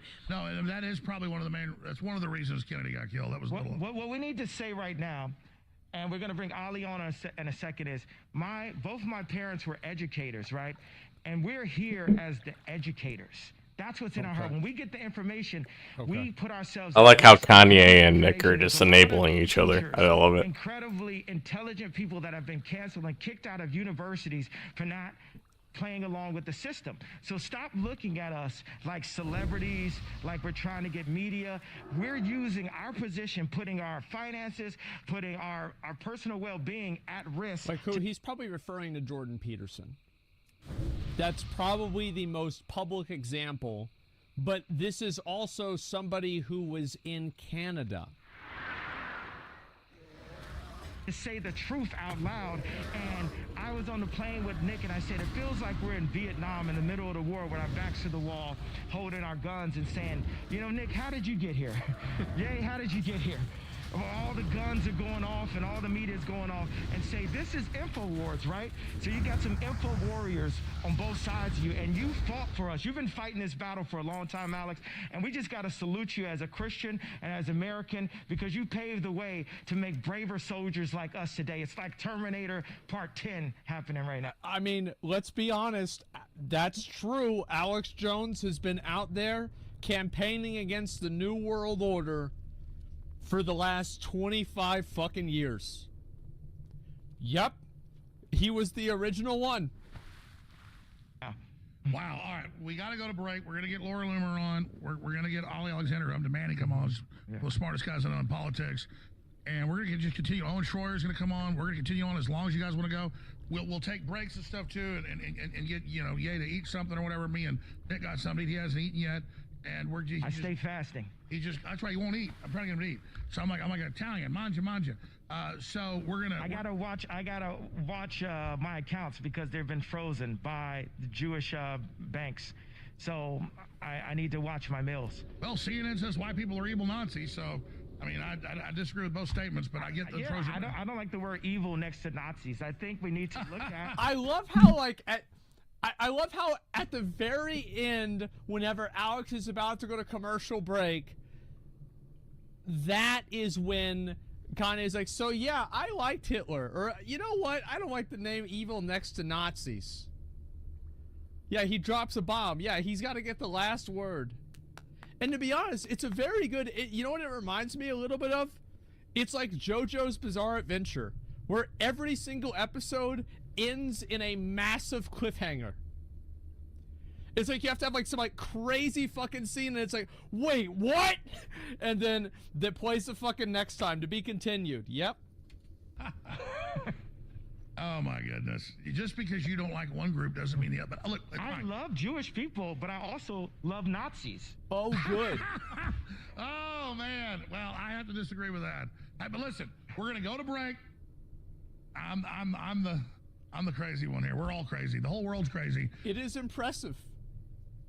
I don't think that I've ever seen Alex Jones ever get uncomfortable because somebody else was more insane than he was. I've never seen this happen. This is impressive. And the whole power structure's coming down. This is absolutely lit. This is lit. Number one show in the world right now. Everybody's tuned in everywhere. Yay. Everybody, I appreciate you being here. We're going to go to break. We're going to come back and play that little my favorite promo with Ye. And then we're going to air the Trudeau clip and then go right back to Ye. Stay with us. Oh my God. Ye is in studio. I'm Alex Jones, your host, Nick Fuentes. Ali. After the next commercial break, I'm going to take a break and we're going to watch the rest of it tomorrow. But we are going to, we'll go to one more section, okay? I just want to have you guys understand what's going on. Alexander, Owen Schroyer about to join us riding shotgun. Yeah, we're going to play WoW today. He doesn't want to wear an earpiece, so he's going to call Laura Loomer. No, it's a matter of logistics, guys. It's not that I don't want to watch it. It's that we have Allcraft at 3. There were some other things that I wanted to look into as well. And I want to make sure that I don't want to have to, like, hurry this up towards the end. Because there's a lot of stuff I want to talk about. I don't want to have to hurry this at all. We're going to savor this for as long as possible. Yeah, so we're going to put Laura Loomer on the way. She was originally going to be on earlier. Yeah, you're hosting the show. Go ahead. Laura, can you guys hear Laura on the mic? What they're doing is they're talking to her out there. I told them 45 minutes ago. Laura, so can we hear you on the mic? Tell her you're going to call her. They didn't do that because it's such a party. I can hear you. Can you guys hear her? Laura, say something. She's not going to. Laura Loomer. Yeah, Laura, you're on the air. Go ahead. How's it going? You're on the air with Ye. Go ahead. He wants to do it over a speakerphone. Go ahead. There's probably 1 million people watching Kanye West just press his phone up against a microphone. Well, look, I just wanted to call in. You know, I see that everybody on this stream has been canceled in some fashion, and you know, I've also been canceled. Yeah, and, you have. You know, I have a unique perspective because, you know, I'm Jewish, and I happen to be one of the most banned and censored people in this country. And so, you know, I just wanted to talk about cancel culture and, you know, the act of debanking and deplatforming from my perspective because, you know, I was really one of the first people that experienced all of this cancel culture. And I would just say that, you know, I sympathize with anybody who's had their voice silenced. I don't think that censorship is the answer, no matter how much you disagree. What are these fucking things dropped from again? Am I down here for no reason? I haven't entered the dungeon. More free speech. And I say that, you know, as a Jewish American woman watching this stream and, you know, watching the plague of cancel culture that has really swept not just our country, but the entire world over these last few years. And I will say that being Jewish has never saved me from being canceled. It never stopped the banks from shutting down my access to my bank account. Being Jewish never, you know, prevented me from becoming, like I said, the most banned woman in the world. So I just wanted to make it clear that, you know, while, you know, there's no disputing the fact that groups like the ADL and APAC and, you know, powerful, you know, left-wing Jewish individuals. Oh my God! What? Oh my God! What is this? Oh, with. Oh my God! This is a thing that Nazis made the Jews wear.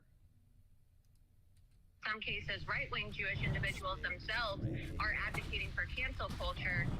There are Jews themselves who have also been canceled. Yeah, you shouldn't be penalized for what other people done. Martin Luther King said that, and I agree with it. So yeah, you called yourself more like Martin Luther King the other day than Malcolm X. I tend to agree with that. I like Malcolm X. I've read his writings, listened to him. Incredibly smart intellectual. He was downtrodden. He was telling people to stand up. He was an amazing revolutionary for his time, an amazing man. But I think Martin Luther King was more powerful, and even Malcolm came around to his worldview of thinking. So my issue is, it's the same thing we're talking about here, is that you know, Laura Loomer has been censored, Laura Loomer has been attacked, and Israel has the most draconian COVID shots against their population of any group. So I'm saying, why aren't they exempt? Because there's a criminal group posing as them. Christ talked about this. That is trying to manipulate and pose as the leadership of every group. There's groups that claim they lead the black folks that aren't caring about blacks. There's groups that claim they care about white people that aren't really caring. There's groups that claim they're Jewish that don't. I think that's really what we're talking about. Disagree? I agree. And as I talk about it, I think about it, it's like, I gotta say, I love the Zionists. I love the people that... This is what I was saying before about how this is, you know, Kanye West thinking that he's a vessel for God and that he has to love everybody. Yeah, I feel like that's the subtext of all of this. That blocks my bank account because God runs the world and uses everyone. Yeah, you see what I'm saying? There's a power structure under God that starts with the 1,000-year-old families such as the Medicis. Then it goes to the Vatican, which is in bloodline to Peter, not Paul. Then it goes to the financial groups, BlackRock, Vanguard, and then to the governments, where we can go into Putin territory. And then it goes to Hollywood, the ramen. Yes, everybody in this dungeon's a bot. First smoke screen to get past. Everybody in my party. We're not actually in the dungeon yet, but I'm probably gonna have to go in there to do this quest. Yeah, Laura, you're on the air. Or sorry, his camera. Go ahead. The blacklisting of, you know, people like Ye, people like Alex Jones, people like Nick Fuentes, people like myself. You know, everybody watching should understand we're living in a dangerous time now where people are being shut down and having their money frozen. Okay, imagine not being able to access your bank account because somebody in a boardroom decides that they don't agree with what you're saying. And so, you know, for people who are critical, Then don't bank with fucking PayPal, lady. Like, why would you bank with that anyway?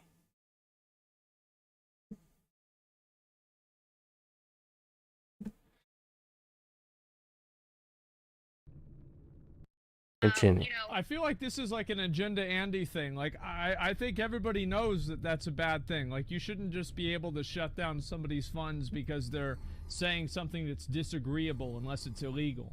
I feel like, yeah, this Agree, is but like, don't like, what is this? Like, focus this yeah, guy. like, nobody agrees You with can tell him who to focus by putting a skull on him. Sure. Just think of how fast the tables can turn. And I think this is what you've been talking about for years, Alex. You've been warning people about what's coming for years. And now people want to act like, oh, well, how did we get to this point? Censorship is the reason why we've got to this point.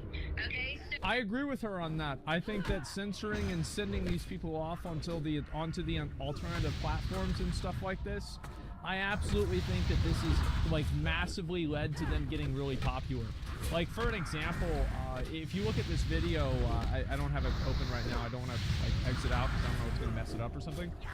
This video has like I have a 50% chance to get a crit with this Pyro Blast. I think the more people that you excommunicate, Those are bet odds, apparently. and stuff like this, the more that they just make their own space and then they just continuously radicalize. Oh, and you're dropping that good I shit. don't think that removing all of these people off of social media over the last 10 years has had a positive impact on discourse.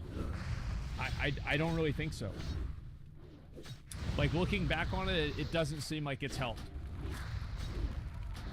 So, these things wouldn't be happening if people weren't being censored. Well, sure, Laura, can I ask you this question? Because, you're a smart, successful, pro-America Jewish... Imagine if we were having this conversation this whole time.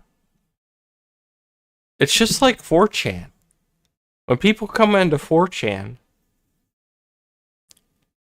and they're just trolling and they say Hitler did nothing wrong or something like that, right? There'll be like 20 people in there and they'll debate it out. And then the conversation will just fizzle out. Will people's minds be changed? Probably not, because it's the internet. But the debate will happen. And then it's old news. Instead, you're just trying to keep it confined so it never happens. But guess what? Until it happens, it's not going to fizzle out. And it's just going to expand. And it's just going to blow the fucking lid off. Just let it happen so it can go away. And we can have the conversation. It's like the birds and the bees. Just have the conversation. You know? American that lives in Florida, from my experience studying what goes on in politics, aren't Jews like everybody else, like left-wing, right-wing, and different factions fighting with each other and everybody else, like any other group? I mean, I understand there's powerful groups in Hollywood and all these mafias, for Jews. but it's like we don't blame Italians for the Italian mafia. And when I criticize the Jewish mafia, was one of the most powerful in the world, which I don't like. I don't dislike because I probably won't have to actually do this dungeon. That's really how I think we destigmatize it. Just say no to the mafia that is the ADL in Hollywood. Oh shit. Or do you disagree with that or agree? Or you want to say something? Look, there's factions within any group, but I don't think that you can really generalize any group. I think that when you look at the demographics of Jews in America, over 73% of Jews vote Democrat. And so when you see a lot of people making decisions who happen to be Jewish, it's coming from a left-wing perspective. But I'm a nationalist. I'm a nationalist and I'm Jewish, and I've been a very strong supporter of President Trump. And that's the question. Why were they so scared of you? Because you've been as much banned as me or even more. I mean, they have come after you. Why are they scared of Laura Loomer? Because I'm a free speech absolutist, and regardless of what somebody may say, even whatever they may say about... I think this phrase, free speech absolutist, is annoying. I would prefer if people stopped using it because it's something that's that the first time I've heard of it. Misunderstood, and it's just you are inviting something that will cause these kinds of problems. Yeah, you're inviting something like this to happen because, like, for example, you're not really a free speech absolutist. Like, if somebody posted your address, if like some popular person posted your home address, That's different. burned down your house, Come on now. You know that's you'd different. Want to take that down. You'd want to have some sort of repercussions for that. So let's You know it. let's I know take it. that Everybody off the knows table it. because That's it's not fucking different. really true. And it's like, if you want to talk about being absolutist, it becomes very hard to know where that line is whenever you say absolutist, but except for. You see what I mean? About Jews or whatever they may have to say about Israel or Judaism. I'm not going to advocate for anybody to be silenced, anybody to be banned, or anybody to have their accounts shut down or their money frozen simply because of their viewpoints. This is America, and we need to promote free speech absolutism, and we need our politicians to start promoting free speech absolutism. And this is what I ran when I ran. Yeah, this is such a stupid term.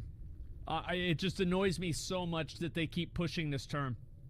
For Congress, it's such a bad. It's so easily dismantleable. District, which was actually the most Jewish district in the country, and then most recently in District 11. You know, I ran on a campaign of free speech. No, I know you do. So what about a First Amendment or a Bill of Rights party? Yeah, let me read one thing. You're conflating free speech with individual company policies and user-hosted digital content. Private company have their own policies. Free speech absolutism is about public discourse, not social networks, dude. I think that there's an ideal of free speech where people want to be able to have conversations about things on private platforms without being worried about getting censored. I understand that freedom of speech in the First Amendment fashion does not apply to private companies. Everybody understands that. However, it's still an ideal that a lot of people want to see fulfilled. So that's clearly what I care about. That's what matters to me. Well, you know, that could transcend party lines. What about a free speech, pro to self-defense, a First Amendment, Second Amendment party? I mean, how do we fix this, Ye? We fix this with the word of Christ. The first book of Moses called Genesis. In the beginning, God created the heavens and the earth. Oh my God. The earth was without form and void, and darkness was on the face of the deep. And the Spirit of God was hovering over the face of the waters. That's where we start. And they know. Okay, well, yeah, that explains it. Wow, yeah, when you wake up in class and the teacher calls on you, yes, that's exactly it. Like, was he even paying attention? That had nothing to do with anything that she was saying. Know that. That's why Prometheus shows that. All right, Laura, thank you so much. Thank you. Thank God she's gone. I want to move on to Ollie and folks. Thank you very much for calling and talk later. Thanks a lot. All right, so good. That's good. Great, Nick. Great. Nick, yeah, see you in Florida. You want to say something before we go to Ollie, Alexander, and Owen? Give me one Yeah, second. I want to jump in and say that I agree. I think, though, that it's not so much about the Bill of Rights. I think it's really more about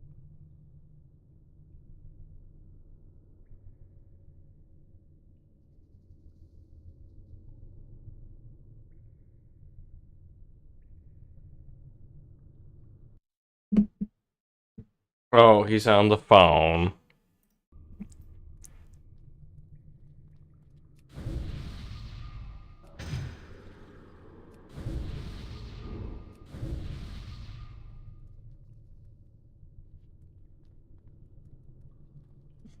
I need another beer, so. Time is it? 5:18.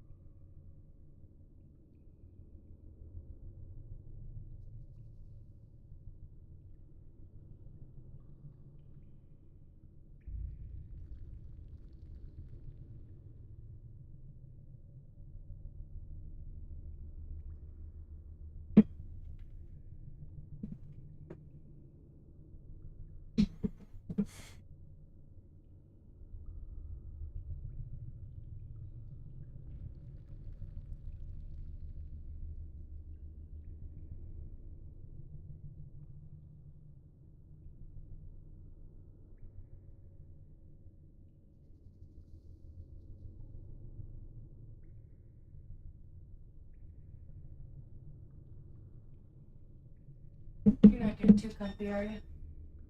No, why? Almost done. We still gotta shred that lettuce, don't you? No. It's done. It's almost done? Tell me when it's done. Play it on the table.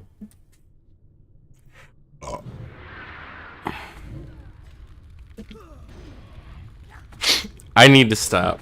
I need to start ending my stream or something when I get up.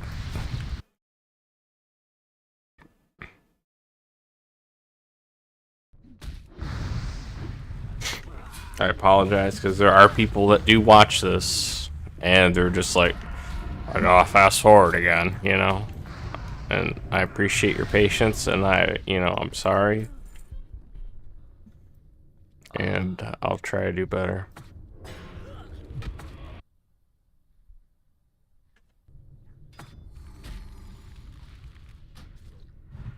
So sometimes, like, obviously, like, Miz or XQC or Soda or somebody will, like, go around and look on Twitch to see what everybody else is doing. So XQC opened up my stream a bit ago whenever I was watching this. And obviously, like, his viewers, whenever they see him do that, they will type his name in my chat.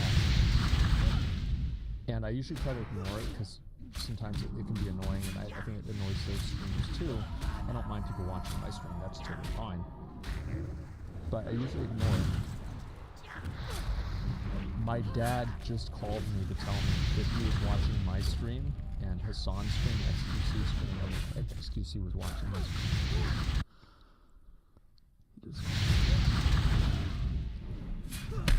Christianity. I think that what America needs is a Christian party. Oh, I agree. Politically, it's about our freedoms. But you're right. Christ is first. Right, and it gets to the nature of Judaism, which is the fact that Jews do not believe that Christ was the Son of God. And in fact, they're the only group that hates That's true. Jesus. Muslims see Jesus as a prophet. Buddhists, Hindus see Jesus as a spiritual figure. Jews write in their Talmud that Christ is burning in hell. They don't like the cross. Well, I think that's because he's kind of was taking over the thing. So at the end of the day, we worship it. Well, that's the thing. This is like, yeah. It's true. It's all true, is actually. Is it true that Jesus is roasting in hell? Yeah, is this legit true? I have no idea. Yeah, yes or no? I have no idea. That's nuts. I mean, I never read this shit. Jew, or we say he's not really a Jew. It's not the same thing, though, because the kind of Judaism that we have now is not of the Old Testament. It's of the rabbinical oral tradition. So these people are worshiping. They're not following the Old Testament. They're following the Zohar and the Talmud and all that. That's right, exactly. So I mean, people should read that for themselves. What about Haile Selassie? Because this is what happened to Kyrie Irving, and it made me really mad.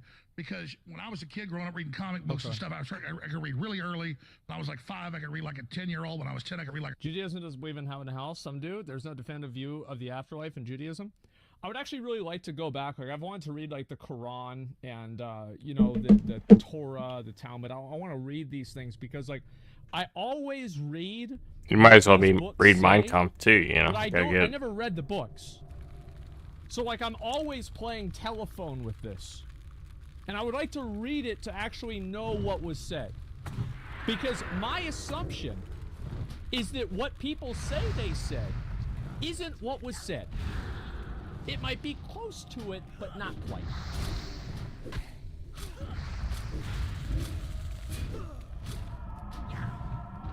College student. And so I put down comic books. Why am I tanking? Don't I have a tank? Yes, I do. Do your fucking job. It's like a fact that Solomon married a bunch of black women. It's a fact that Ethiopia was Jewish. It's a fact that North Africa was Jewish. It's a fact that went on. And then Kyrie Irving puts out a video explaining that a bunch of North African blacks are intermarried and part Jewish, and Israel lets a bunch of blacks in because they can prove that their lineage, their names are Jewish names. So how is it anti-Semitic? Here we go. And how does the ADL say it's anti-Semitic for black people who are related directly to King Solomon and King David, the line of Judah, which Haile Selassie was the leader of Ethiopia. That's where this whole movement comes from. To act like they don't know this. I'm not blaming Jews for this. I'm blaming the leftist ADL. To deny black Jews their heritage is a historic fraud. Sure. It's a damn historic fact. It's on Wikipedia. It's not even debated. true, but it's not just the leftists; it's the right-wing ones too. You know, because in Israel, Oh, it was just showing Wikipedia. a I'm clip so the tired other of day where fucking they hearing are that racist towards today. the Sudanese, Holy Ethiopian, shit. black Jews that immigrate into Israel. They kick them out. There's quotas. Well, I mean, Israel's even mean to the Hasidic Jews now. I mean, that's what I'm saying. They're waging war. Right. So, and I agree with you. And what they've done to So it won't be removed, have to allow access to those viewpoints. Oh, yeah. I mean, they're probably not going to remove this shit. The thing is, like, they don't want to start removing different films because as soon as you start removing them, then everybody wants everything removed because it's like, oh, well, you remove this one thing and so you should remove everything else. Yeah. And so, of course, they're not going to remove it. It makes sense for them. Yeah, they don't want to be told what to do. Kyrie Irving is just Take out Zelenko, beautiful person, wonderful guy. He'll tell you, he goes, yeah, that's what runs Israel's evil, and so is your groups. Ben Shapiro just mad that Kyrie won't sign his basketball. Back to you, Nick. But what about that issue? I'm sure you know about Haile Selassie and Kyrie Irving. Your take on Kyrie? That's my brother, and I love the fact that just like now, it felt like you were in this battle by yourself, but now you got two warriors alongside of you like gargoyles at the top of the buildings in New York, ready to fight for Christ. This might be a stretch. Is Ben Shapiro a fan of basketball? Like, I've never really heard him talk about it a whole lot. Like, yes, no, people saying no, yes, I don't know. I could easily see that the implication of this joke is that Ben Shapiro wants him to sign the basketball to sell it for more money or something like that. Especially in the context of the other jokes that he told that were predicated on Jewish stereotypes. It's something, yeah, it's a stretch. I think it's a stretch too, but it's not that big of a stretch. I don't know. It's something that's worth considering. And when Kyrie put up that information, they always want to write me off and say, Ye is just so crazy, so crazy, so crazy. And then Kyrie was like, okay, here goes some information right here. Information is the unlock. There's 5 elements that the 1%, the elites, use to control the 99%, which are the masses. Those elements are water, food, shelter, medicine, and education. Which one of those 5 elements are the most important? Education. Because with the knowledge, you can go get water, you can go get food, you can get shelter, and you can get medication. They don't want independence. Sure, I think this is true. I think what he's saying is true. And this is generally what's happened before in the past, is that many governments have intentionally declined to have people in their culture know things. You know, whether this was like, you know, like people couldn't read the Bible back in the day, which gave the church the basically a monopoly on saying what the Bible said because they couldn't read back then, and this gave the church a tremendous amount of power. So yes, I think that this is very, very common. I agree. And Pol Pot, yeah. Kyrie fought for something. I think you can even make an argument here in America that, you know, the lack of education towards, you know, everyday expenses, things like learning how to pay a mortgage, learning what a mortgage is, learning what statistics are, the lack of education in that, you know, and instead you're learning about how to divide fractions. I would indulge an argument that this is an intentionally like miseducation. And then also, you know, for me, Kyrie, I love Kyrie. He did what his job was. They had the Hebrew Israelites in front of the game, and now the high schools. I always think about the high schools. I always think about the future, the grammar schools, the high schools. These are the people that are going to change our lives. So the high schools are asking questions. People are running around saying, oh, Ye's racist. What is the term racism was created in, I think, the construct of racism was created. Communist Russians. Yeah, and it's like the whole woke culture, the idea of the white man did this, the Jewish guy did this. Now I'm saying specifically the bankers. I think my misstep in the tweet was to pinpoint a people as opposed to pinpointing the devil and the fact that the devil used to have that. But more than that, it was my disobedience to God that forced me into the whale's stomach. as I am right now. But it's only my obedience to God that's going to bring me out. Keep in mind that in the Bible, it was never actually explicitly stated that Jonah was swallowed by a whale. He was only swallowed by a large fish. It's not necessarily a whale. It was a big fish. Of the whale's stomach. Well, let's elaborate. You're not walking back what you said. You are clarifying it, which is key. It's evil in the hearts of men and women that's a problem. And so you're not walking it back. You're clarifying. This is big. Let's clarify. Satan, the angel, God's one of his favorite angels, one of the most powerful angels. The most powerful. Yeah. Satan, that's what I like. The most powerful angel, Satan. And he brought... Well, he obviously not the most powerful because Gabriel shut his ass down. Obviously not. Fucking, like, yeah, he shot his head down. Like, what do you mean? That didn't fucking happen. Was it Michael? Oh, fuck. I messed up. Sorry. Michael. Yeah, Michael shut his ass down. Angels with him when he left heaven, right? How many angels did Satan bring with him? 33% of them. So he brought billions of angels with him. So angels, I mean, how do we know it was billions? Like, this is always the funniest thing whenever you really talk about these ideas. Like, how do you know that it was billions and not millions? How do you know it was billions and not trillions? Like, how do we know that the amount of angels that were taken to hell with Satan, Lucifer, was in the billions?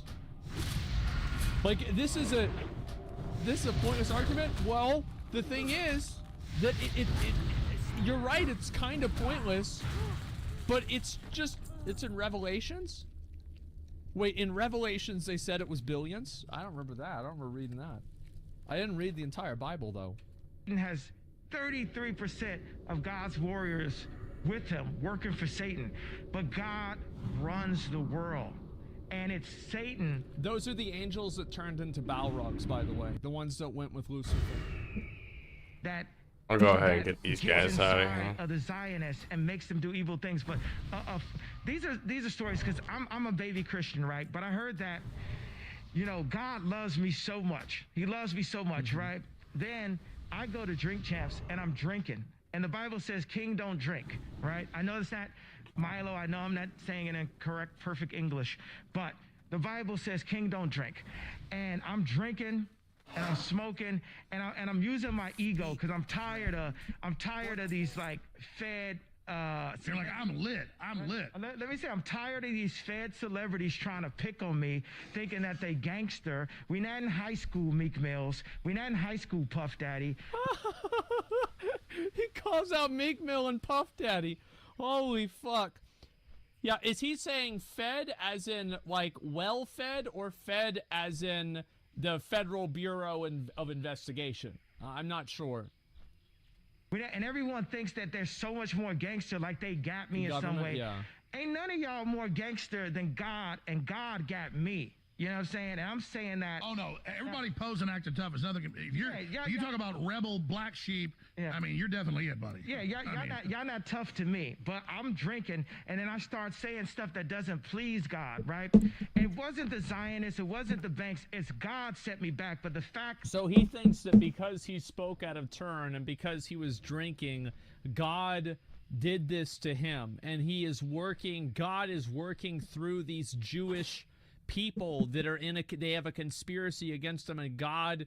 So what the bro, what the fuck? Oh my God. Like, whoa, wow. Okay, yeah. That the fact that I still had 400 million and Forbes couldn't get around it, it showed God loves me, but he had to set me back a little. Well, it's a Jobian proverb. You're going through a Jobian trial. Yeah, because Job is a guy that God had a deal with the devil. He was betting the devil, and basically God bet the devil, like, yo, I could fuck this dude's life up a bunch and he's still gonna love me, and devil's like, nah. And so then God fucks his life up just to fucking, I mean, like, it's pretty fucked. I mean, really, like, that's a yeah, like, God was getting it twisted. Damn, man, what the fuck? Since I lost my wife, right? Since I lost my family and I was no longer the priest right in the middle of that home, and I didn't have the say-so over the content that my kids watch and what they wore and where they went to school and how we went to church and what they ate, I was frustrated, and I let the devil come and get me. I let the devil pull me in. Next thing you know, I'm at New Year's Eve parties having threesomes. I'm like, hey, you know, it is what it is. And like the thing is, what he's saying right now is mostly agreeable. What Kanye West is saying right now, I would say this is mostly agreeable behavior. These are mostly agreeable things he's bringing up. God was so mad at me. He said, I empowered you. I gave you every skill set. You're like Moses. You saved Caesar's life in battle twice.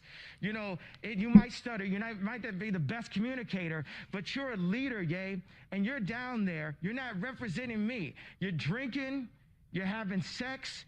And you know what? And God, he waited on me. He let me go, 8 months into the year. But it wasn't until I bragged about serving Satan with the actions that God said, I got to set you back now and set you. See, this is what I'm saying before.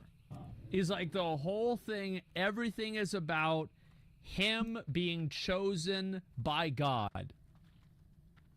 That's what the whole shit is about. This is the whole.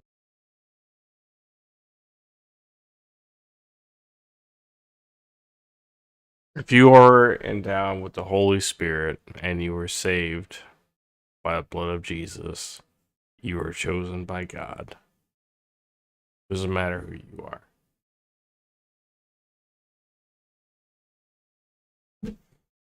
Whole thing. Straight. And then, so we're moving my school. We're moving the Donda Theology Engineering University into a church. And we were there talking with the pastor. And then a homeless gentleman came in and was talking to us. And I said, is this a plant? I don't know, but this was the greatest theologist that I've met. And I had him come to a Bible study. We were working on the walk to the house. I don't like to call it a campaign. We're working main character syndrome. No, I have no problem with somebody being a main character. Like you should be the main character in your own life. The only other exception is like if you have a kid, the kid's the main character in your life, totally fucking fine. But in general, you should be the main character in your own life. Like you should be looking out for yourself. Like that's not a bad thing. It's only a bad thing whenever it's like God chose me. And like that's it. He thinks he's the Messiah. Well, there are a lot of people He doesn't think that this is a very common train of thought among people that are extremely religious, is that they did bad things and then God punished them for these bad things, and now they are atoning for it and learning to love God by not acting in these ways. This is an extremely common paradigm. Working to the walk. Hey, hold on. This is a hard break at the end of the hour. Stations rejoin us. I skipped the other break. We got to have this. We're back in 2 minutes. We got to do this hard break. And I asked, do you want to put a website out where people can actually hear what you have to say? Or? I want you to remind me what I'm saying so I can give this explanation. No, you told me on the phone the story. I kind of want to watch it finish I need to tell the people, though. No, you will. I'm going to remember. It's the amazing homeless guy comes in.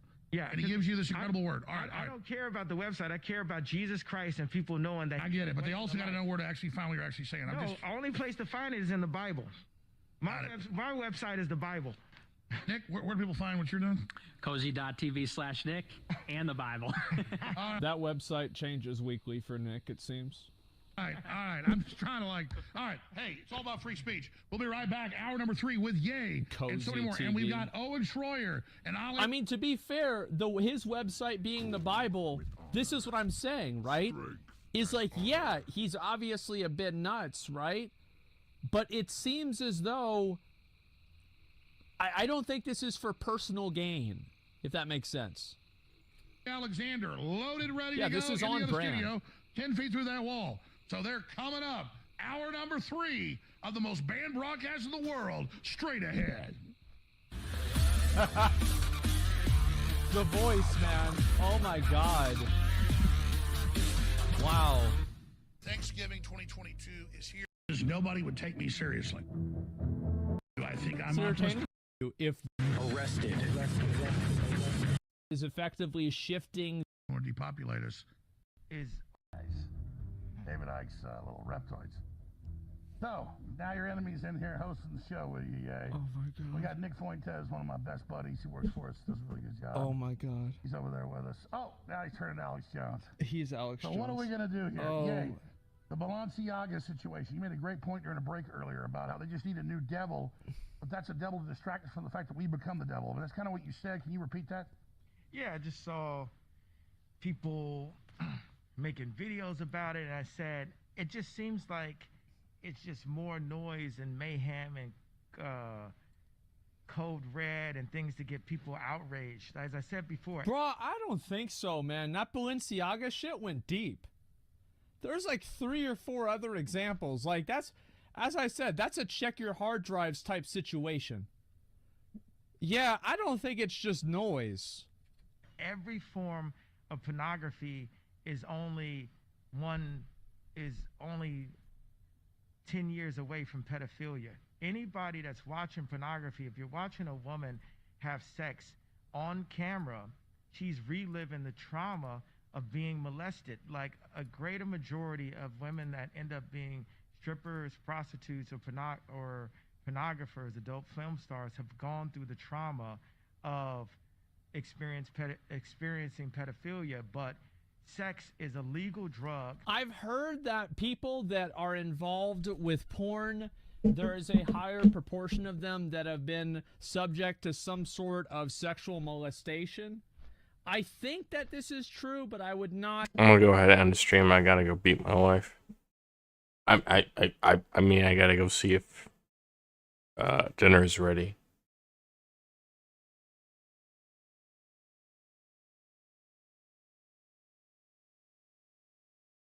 I'll be back. You know what? No, I don't want to say that because every time I say that, I'm not back. So no, I'll never be back again. Bye.